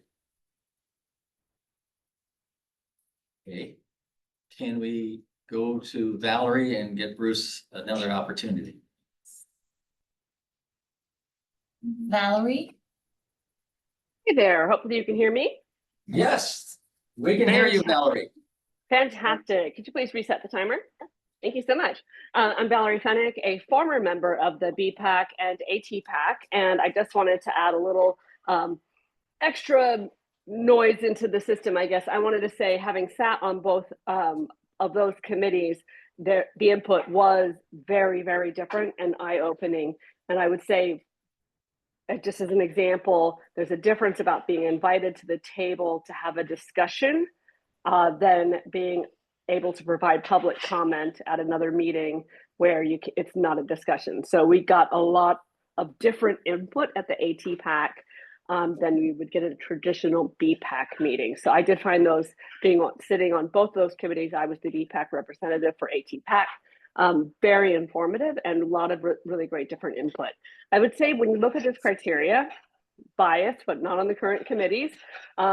It's not perfect, but it gives us a framework to look at things and to attempt to remove bias. I would caution the esteemed members of over analyzing something that I will tell you, we have done a lot of analysis already. Staff has, and these various committees as well. I think it's pretty good. Perfect? No, but it gives us a really great starting point. Also, just for Councilmember Hicks, I know I hear this a lot. People say, I would never want to write an El Camino as an example of why not to improve El Camino. And I would just like to offer a counter example that I would never write on El Camino Real before the improvements, and I will write on El Camino now as these bike lanes are actually appearing, as cars are disappearing from parking on the streets, so there's not risk of door, better visibility, better daylight. I 1000% also agree with adding more greenery. I do a lot of walking, and being hot and exposed, yeah, it does really stink and takes away from the enjoyment of that. Whether it's in comfort or safety or biodiversity planning and improvement, what I love about this plan is it brings everything together and it has us look at things more holistically, if we're going to keep on that word. And I really do believe that's true. Is it perfect? Is it exactly, could we spend another 4 months working on words? I think we could, but I really think this is a really good plan. And this is also bringing together past input from the pedestrian master plan and the bicycle master plan. And it's bringing everything into one place, which is going to help the city make decisions with all of the input. And progress, not perfection. We can do better on a lot of these roads. And also for those places with no sidewalks, that is terrible for children, really terrible. I understand not everything needs a bike lane, but sidewalks wherever we can have them. I was a scared kid as a youth without sidewalks. So thank you so much. Valerie, have you applied to another committee? I have not, just to the PAC committee. Okay, I'm hoping for you. So, and interviews are coming up, so fingers crossed. Okay, thank you. Okay, next person, please. Bruce England. Bruce, we can hear you when you speak. You can force it.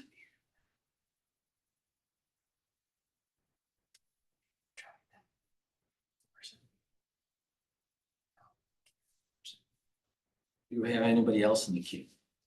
Yes, April Webster. So can we go to April and we'll take Bruce another chance, please? Yes. April?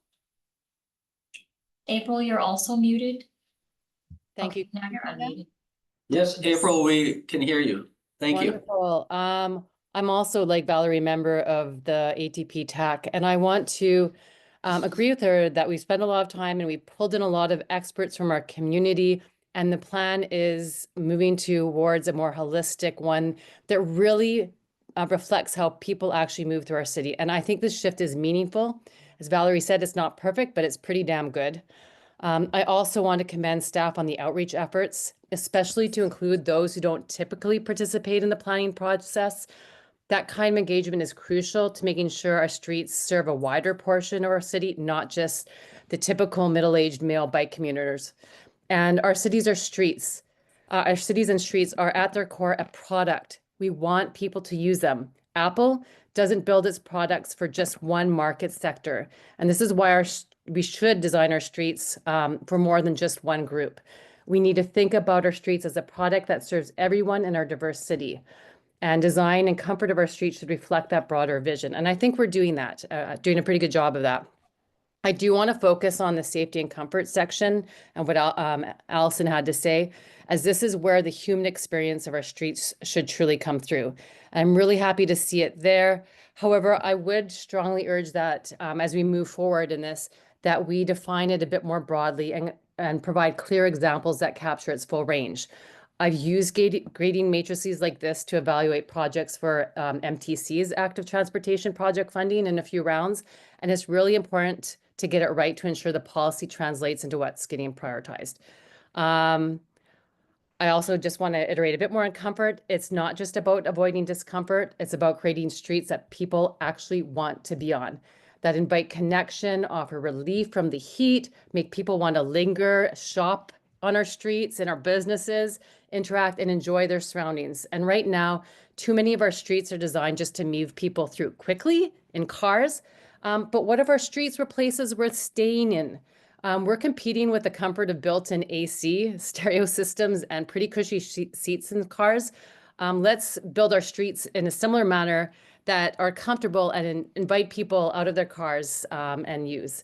And finally, I want to emphasize an important next step in this, and that's translating this plan and our policies in general into real world action. Our standard details, which guide construction, are key, and they ensure consistency, safety, quality, et cetera, in our streets. And without aligning these details with the values that we're talking about right now, we risk creating goals without actually achieving the same old outcomes. So I would really like us to start thinking about moving this in and moving beyond planning for the 1% in our city and having full diversity. Thank you so much. Thank you. Shall we try Bruce again, or is there anybody else in the queue? Bruce will be the last one, and yes, we can try him again. Okay, Bruce England.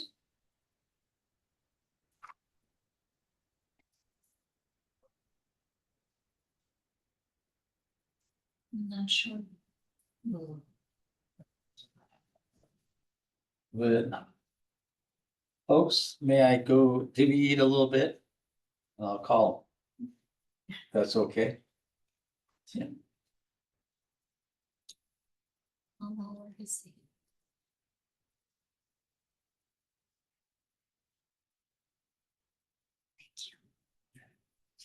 Otherwise, we will close the virtual comments and questions and go.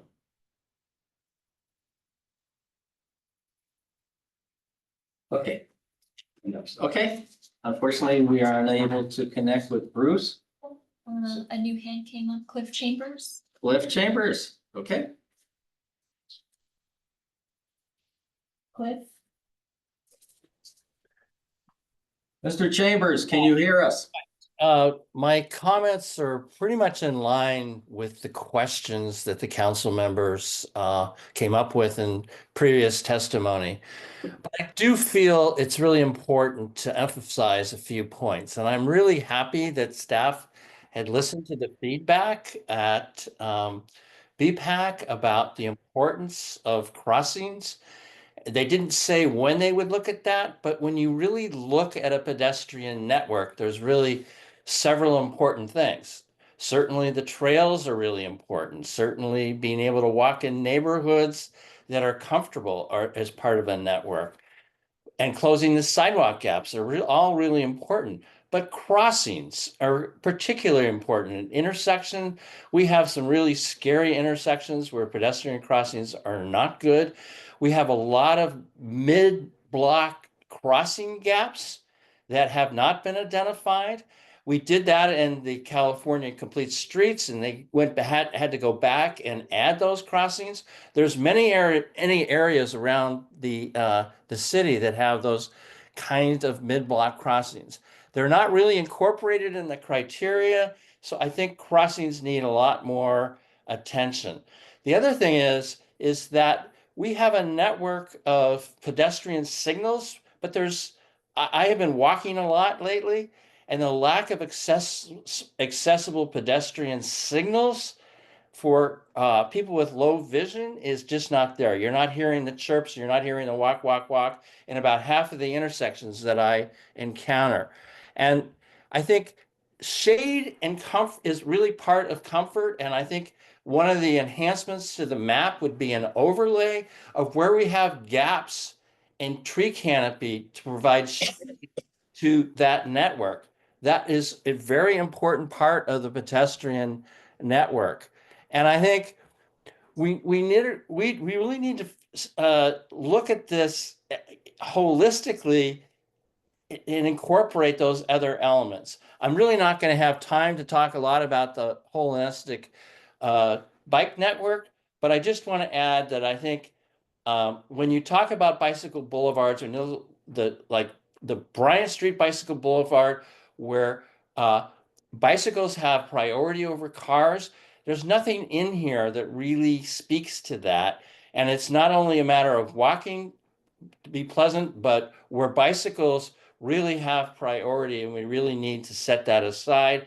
And it was part of the last bicycle plan on Montecito as an example. And although it's a dash on the line, it's really not clear that that's what's going to be put forward. So I think if we can add some of the things that have been discussed in the criteria to be closer to the vision, I think there's some more work that needs to be done, and I would at least add some more consideration of crossings, at least in the criteria. And I think what was suggested at BPAC was having some examples. Thank you, Bruce. No, it's I mean, Cliff, sorry. Thank you for your Thank input. you. All right. Thank you. 4 times in the year out. And each, yeah, you're going, okay, I lowered his hand when you called him. okay, so, okay. So I will, being as fair as possible, we will close virtual, the speakers now and bring it back to the committee for deliberation and action. Gotta get to the right page. Bring it to the committee for comments. So. Councilmember Hicks, you have a few comments? So, seeing what Or everybody. deliberation, yeah. Yeah, seeing what everybody has said, I mean, generally, this is coming together really well. And, you know, there's been a lot of input, community staff, et cetera, et cetera. And I don't want to tweak a lot. I think, picking up on, so I guess my biggest thing is I don't think I have to make a motion about this, but please tell me if I do. I think I see this as a living document, and although we're trying to do scoring that is unbiased and will, bring up the projects that will be the best for various reasons, connectivity, equity, feasibility, et cetera. I think there's the possibility that after we do it for a while, some community members will say, it's always happening that the projects we think should be done most are not, and we'll have to relook at it. So I don't think I guess that brought up a question for me. How often how are we gonna relook at it and tweak it? I would hate to be married to it forever and then everybody say there are a few things that need changing and be unhappy. So how are we gonna make it, like you said, a living document? I don't have an exact answer for you, but we do plan on addressing that in the draft. Okay. ATP, I've got TDM and all of them combined. In the draft ATP, and we'll list how we're going to reevaluate and what frequency, and probably also a report out. Like what the mechanism should be, that will come later. Yes. Okay, then I won't, unless other council members have a proposal for it right now, I won't. I just want to say that's super important. Yes.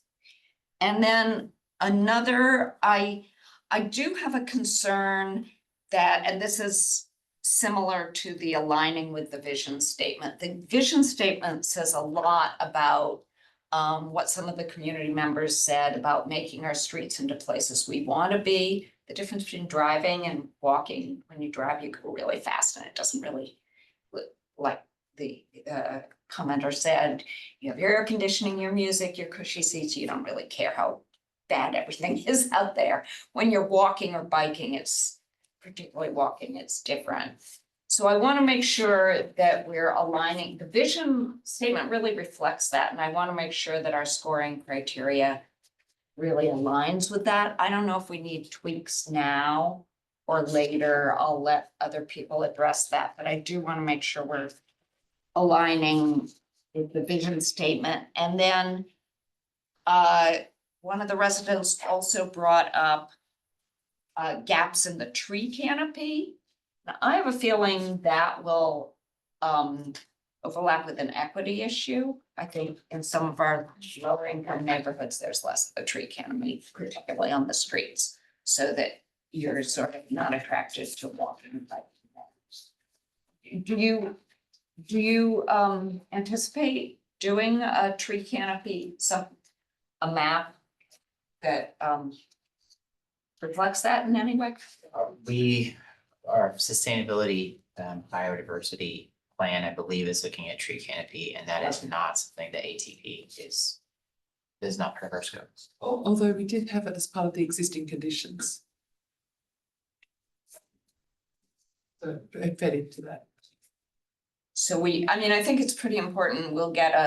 You think we'll get a map through biodiversity, or you don't, urban forestry? You There's don't a know, map you're not- that we have in the Uh-huh. existing conditions report to say this is how the city looks. But we aren't doing anything in the ATP to change that. What we're doing with the ATP is we're creating space for then the biodiversity plan to come in and fill in that space on the roadway.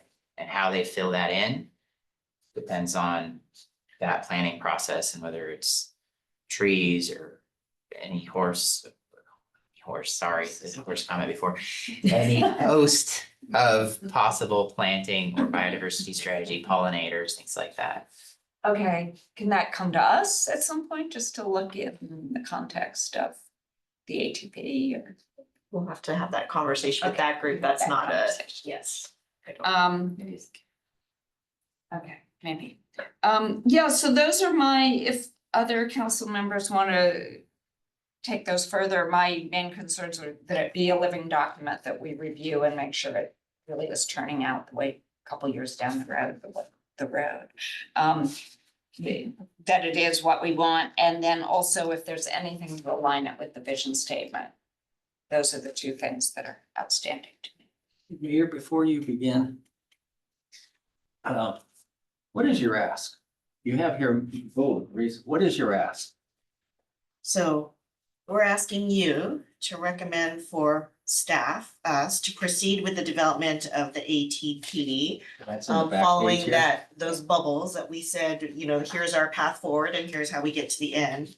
But specifically for tonight, including the maps and the scoring criteria that we proposed to you. If you wanted to make a motion, I think, to have us, make some tweaks to the vision statement, you're certainly welcome to do so. I just wanted to see I didn't see that, so sorry for that. Now I see it, thank you. Okay, Mayor, your comments or thoughts? Yeah. Okay, so, yeah, I think, thanks again. I think, I'll be supporting moving forward with the ATP and including the maps that we're seeing and the scoring criteria as presented. I think that we are on the right track.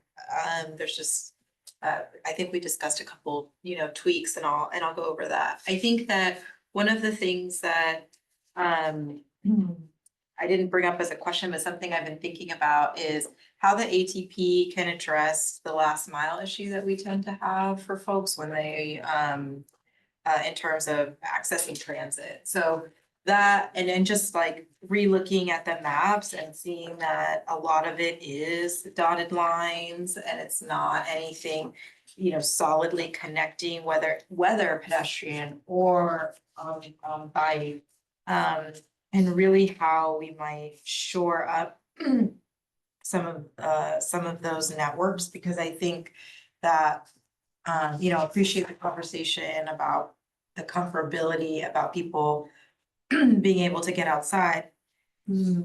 From the groups that you're talking about, a lot of people are using both networks to get to work or to school.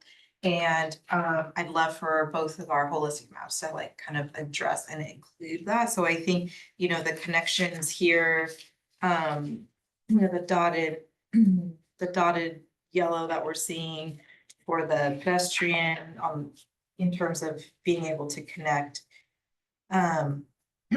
certain access to transit. And then on the bicycle, there's some solid, some hatch, just, I think making sure that we talk about that and that's elevated in the conversation, because I think that part of the feedback, though, maybe not just via council emails, is just what the strike, how that affected people being able to get to work and to school, I think was quite quite great.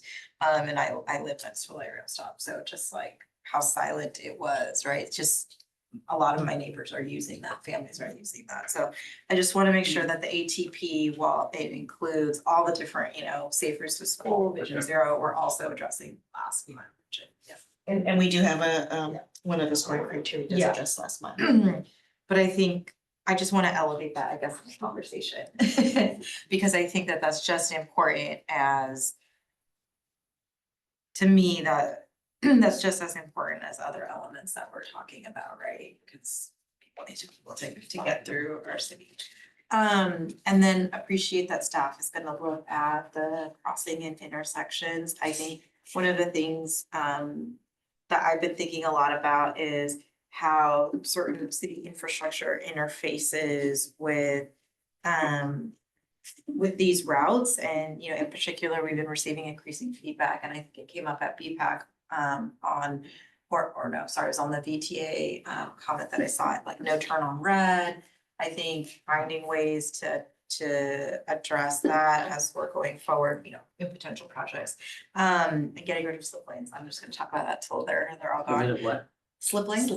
Oh. Yeah, because that's where I always almost get when I'm running, so I just want to be able to, and I know other people do too. But I think those are the things that I'm thinking about. I think when it comes to the principles, I'm interested to see what colleagues will say. I think the criteria is fine, we included feasibility and implementation, but I am thinking a lot about like the call outs for the principal names in talking about the vision, right? So, but thanks again to staff. I know it's been, a big lift, and excited to keep going forward. Well, I'm choked up. So, let me give you an observation comment about the streets that are unpaved or on sidewalks. I live on those streets. I've lived on those streets for over 60 years. I was in the county for the city incorporated, so I know the Franklin Avenue, the Sleeper, all those streets.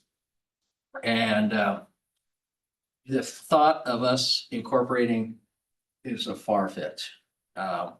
We've had other opportunities and people do not want to change. They like the rural streets. I would give you a heads up that if you spend time trying to do that, I don't think you'll get your money's worth out of doing that. We have Sleeper, which is a major route. I went, to Huff School or Amaya. People are riding it all the time. All kinds of traffic on it. I walk it every single day with Yogi and my wife. And we're all compatible with it. Kids are coming down Martins that are going to the high school, that are going through Yorkshire, doing the cut through there. So everybody's doing a lot of biking there, and to try to put in sidewalks. In fact, somebody was required to put in the sidewalk, but there was, they fought it because there was something doing with Google said that they couldn't do it.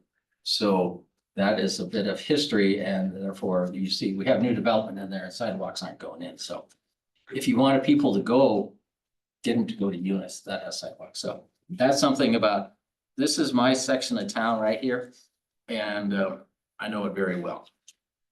So we don't have sidewalks, but we would have storm drains. So that means, I want to go back to the vision statement. So when I just read, Mountain View leads the region with an active transportation plan that defines a series of connected, low stress and green streets that invite active transportation. I think there's the word active transportation is used a couple of times, and I don't think it really projects what you're trying to do, and that's why. Can't find. Oh, well, you got it right here on, there's page 4. There, okay, thank you very much, sorry. So read it to yourself and say, I don't think it represents what you're trying to do. And bike lanes and walkability is it. And that's why I said leads the region. the fact that leads the region. It could be a moot point if you're not willing to change it, but I'm gonna bring it up again somewhere along the line. That leads the region, what does that mean, leads the region? So, and then it defines a series of connected, what I would like to see, that this Mountain View leads the region with bicycle and pedestrian corridors that offer low stress and green, that are low stress, green corridors that invite active transportation. I think that will give you a better, we're getting to the core. What are we trying to achieve? Bicycle and pedestrian paths. Where this, you have to go down to, it goes, the quarters include shade, wildlife, green opens. That are specifics. The plan enables the city to intentionally, and the word intentionally, you know, I'm wordsmithing here. Well, what is that when people say intentionally support a coach? This plan enables the city to implement or, you know, or achieve a goal. And the plan is a goal, and I don't see any of that where it's, we're gonna achieve this goal by supporting the walking and biking enhancement and so forth. So, I would want to see if there's somebody you want to discuss it and we tweak it a little bit. That's a concern of mine. I'd like to see that. One question I should have, where do cars come into this plan? Are they totally ignored? Okay, so I see everybody focused there, but we are a city of commuters. We are a city of bikes. Our goal is to get there. But I see there's three things. You need car, transportation, bike, and bike paths. Have we identified major car routes? You know, auto routes that, if that's gonna be there, where's the parallel route? And I'm thinking of El Camino. I don't support bicycle lanes on El Camino because there's too many, for whatever reason. And I have not seen anybody ride on that road, but that's a major commute. Do we have parallel routes that California's major route? Do we have a parallel strip of land that could go along to make it a main highway so that, yes, we have all these white streets that you call class 3s versus do we dedicate certain areas of the city that this is what we want bike lanes? This is where we're gonna have separated bike lanes from cars, like in front of Graham. I can't think of any other area where you have the cars and there's a dedicated bike lane in the city. Are you guys familiar with any? If I'm defining it correctly? So, okay, but everything else, so if we want to get to that safe, comfortable, when you have the bike lane where you got cars, the bike lane separated and the sidewalk, that adds, who's the young lady that was doing I was in Austin, Texas, and I was there and I saw where they had the bike lanes separated. And Are you saying that, are you asking, I'm not clear on what you're asking. Are you asking, are there some streets that are so dedicated to cars that if we put bike lanes there, they need to have a good separation from the cars? Is that what you're saying? well, no, I'm saying if we have a dedicated cars, I mean, cars are gonna be going down California, cars are gonna go down Shoreline, cars are gonna go down Ringstokes, cars are gonna go down San Antonio. That's a major crossing to get across. But are there parallel routes along with it? But I think to look at it, you have to look at where the cars are gonna be and need to go, because we want to keep moving there. But then are the other bike lanes or other areas that are roads that we can say, this is more geared for your bike, or, you know, signage that says, this is your bike peninsula, or this is your bike highway. Because like Castro Street right there in front of Graham, they do have the cars, then they have the dedicated bike lane, and then they have the sidewalk. I think that from what I recall of staff, they've looked at, I would call them this like alternative routes, alternative arteries. But, you know, I think part of it is the capacity issue of being able to create the infrastructure so that, because a lot of those streets you're talking about that could be off are narrow. So it's like when we looked at Latham for a potential route and it ended up being too narrow and it was more unsafe there.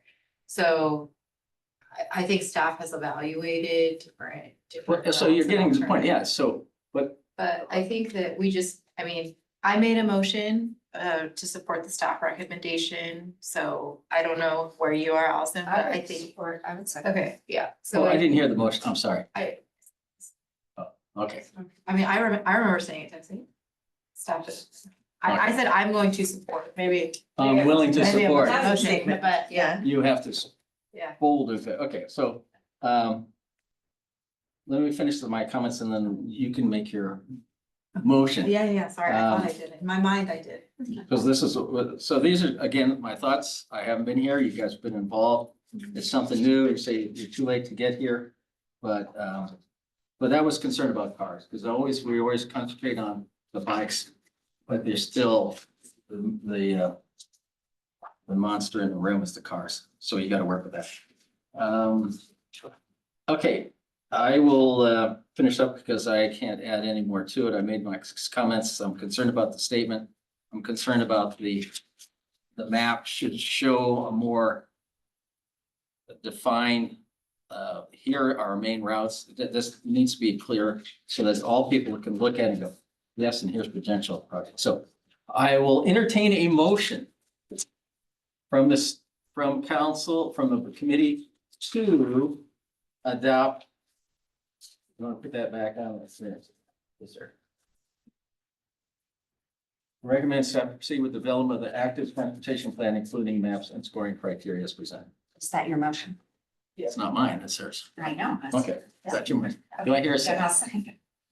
Okay. And I think there'll be, more opportunity to hear from everyone else. I wouldn't wanna tweak anything.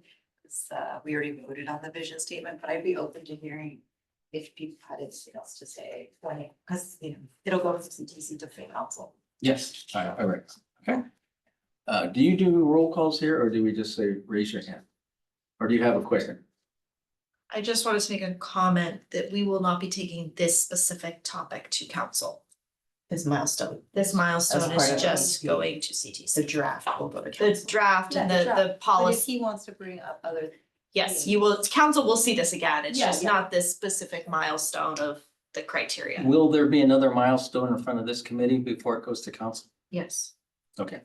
I think There was a timeline. The project prioritization and the priorities will come back to you before they go to council. Number 5, right? So Oh, they're gonna just go to study session. we're figuring that out. This is on page 4. There's the revised timeline. I did see. Yeah, I mean, I think either way, it sounds like there's an opportunity for further feedback and Okay. I think it's that way Chair McCosker can bring up, some of the concerns you have and talk to the full group. I know it's short notice and I'm, No, I mean, I just, so we No, have I a think- motion on that? I think it's valid, so I'm just saying that I would just wanna hear what other people have to say too, but that I hear your concerns and we'll see what other people have to say. Yeah, you didn't say anything that I found offensive. You didn't take out any of the good words. It was minor stuff that maybe made it flow. I agree with the mayor that since the whole council did it, we should probably bring it back to the whole council, but I didn't find anything you You said. can also do a recommendation to council. Could say, we recommend council to deliver something. Why don't you wordsmith it a little more? Okay, I have my. I'll- Okay, we have a motion on the floor. We have a second. Do we need, I mean, I would, Raise your vote. okay, all in favor, raise your hand. All opposed? Okay, that takes care of that. Then we will go, that will close item 6.1. And the reason I voted against it because of my concerns. So the plan is a great idea, but I still think it needs to be tightened up and redundancy taken down and look at ways you can expedite it. We're still getting the input. But I still think all those people that have given you the input, I don't think you need to check in every time that we tweak to tree. Sorry, I'm being that's picky about it. But I think you guys have a basis for information to go forward. And hopefully you can do that. Okay, 7. Committee staff announcements, update requests and committee reports. Staff comments. No staff comments for tonight. I have a question for on Maramani at Castro. where Castro crosses over to Maryland, on the north side of Miramonte, they were slurring or repaving the northbound lane. What is the benefit? I know it needs it, but Miramonte is expecting to have a complete construction. I'm looking for a yes or no on that. So the chunk, I'll call it the segment of Miramonte, sorry, it's late. The segment of Miramonte, south of El Camino until it reaches Hands, I think is that street? Quick. Is scheduled next for paving. We're starting design this fall, so it would probably go into construction like next summer-ish. Okay, so my question is, I saw them paving quite a bit of it. What is the thought process behind paving something that we're gonna be tearing up? Was the road, I won't answer my own question. What was the thought process of paving that and how much cost might have been associated with that? I'd have to find out the specifics. I don't know if it was just temporary, sort of keep the road together because it's been falling apart type of stuff. Or if it was maybe like an excavation permit where, you know, like a private third party tore up the street and they had to repave as part of their you know, whatever construction they did. So I'd have to look into that for you, but I can send you an email. And our third request is there was speed strips or counting strips on Sleeper and Franklin and Levin, et cetera. They are gone now. Do we know what those they were counting for and what they were trying to achieve with those information? Yes. Didn't get back on me. I knew at one time. Okay. I'll dig it up. But it's been a long time. Okay, 7.2. Do any of the committee members have comments or reports to share with the committee? I just had a question. So for the item that we saw this earlier today from CTA, so would they, will we be able to like attach at a later time to the CTC agenda, like a link or a PowerPoint or something? Because like right now, when you go to the Legistar, there's nothing linked there. And so just for those. Maybe in the minutes, we Yeah. can put the website link. Yeah, just, I don't know, something, because I just in case people see it and they're interested, there's no report attachment, so I wonder if we could like, yeah. And then will we just be updated, I guess, at a later date on what? Probably their ends up next happening? big milestone, which is likely gonna be environmental clearance. Cause then once that's done. Yeah. The next step would be design, and so they're really just seeking funding to start that. Okay, thank you. Years. I have a question. Do we need to do this part? This doesn't make sense on this part, but I'm just reading the scripts. Public comment? Oh, I don't think so. Yeah, cause we talked about our open items. And business items. Okay, I just don't Yeah. want to get in trouble with Me? you or the city attorney. Okay, then I will go. Thank you so much for joining us. They're gone. Our next council transportation committee meeting will be, is this correct, June 3rd? Okay, this meeting is adjourned at 8:23. Thank you all.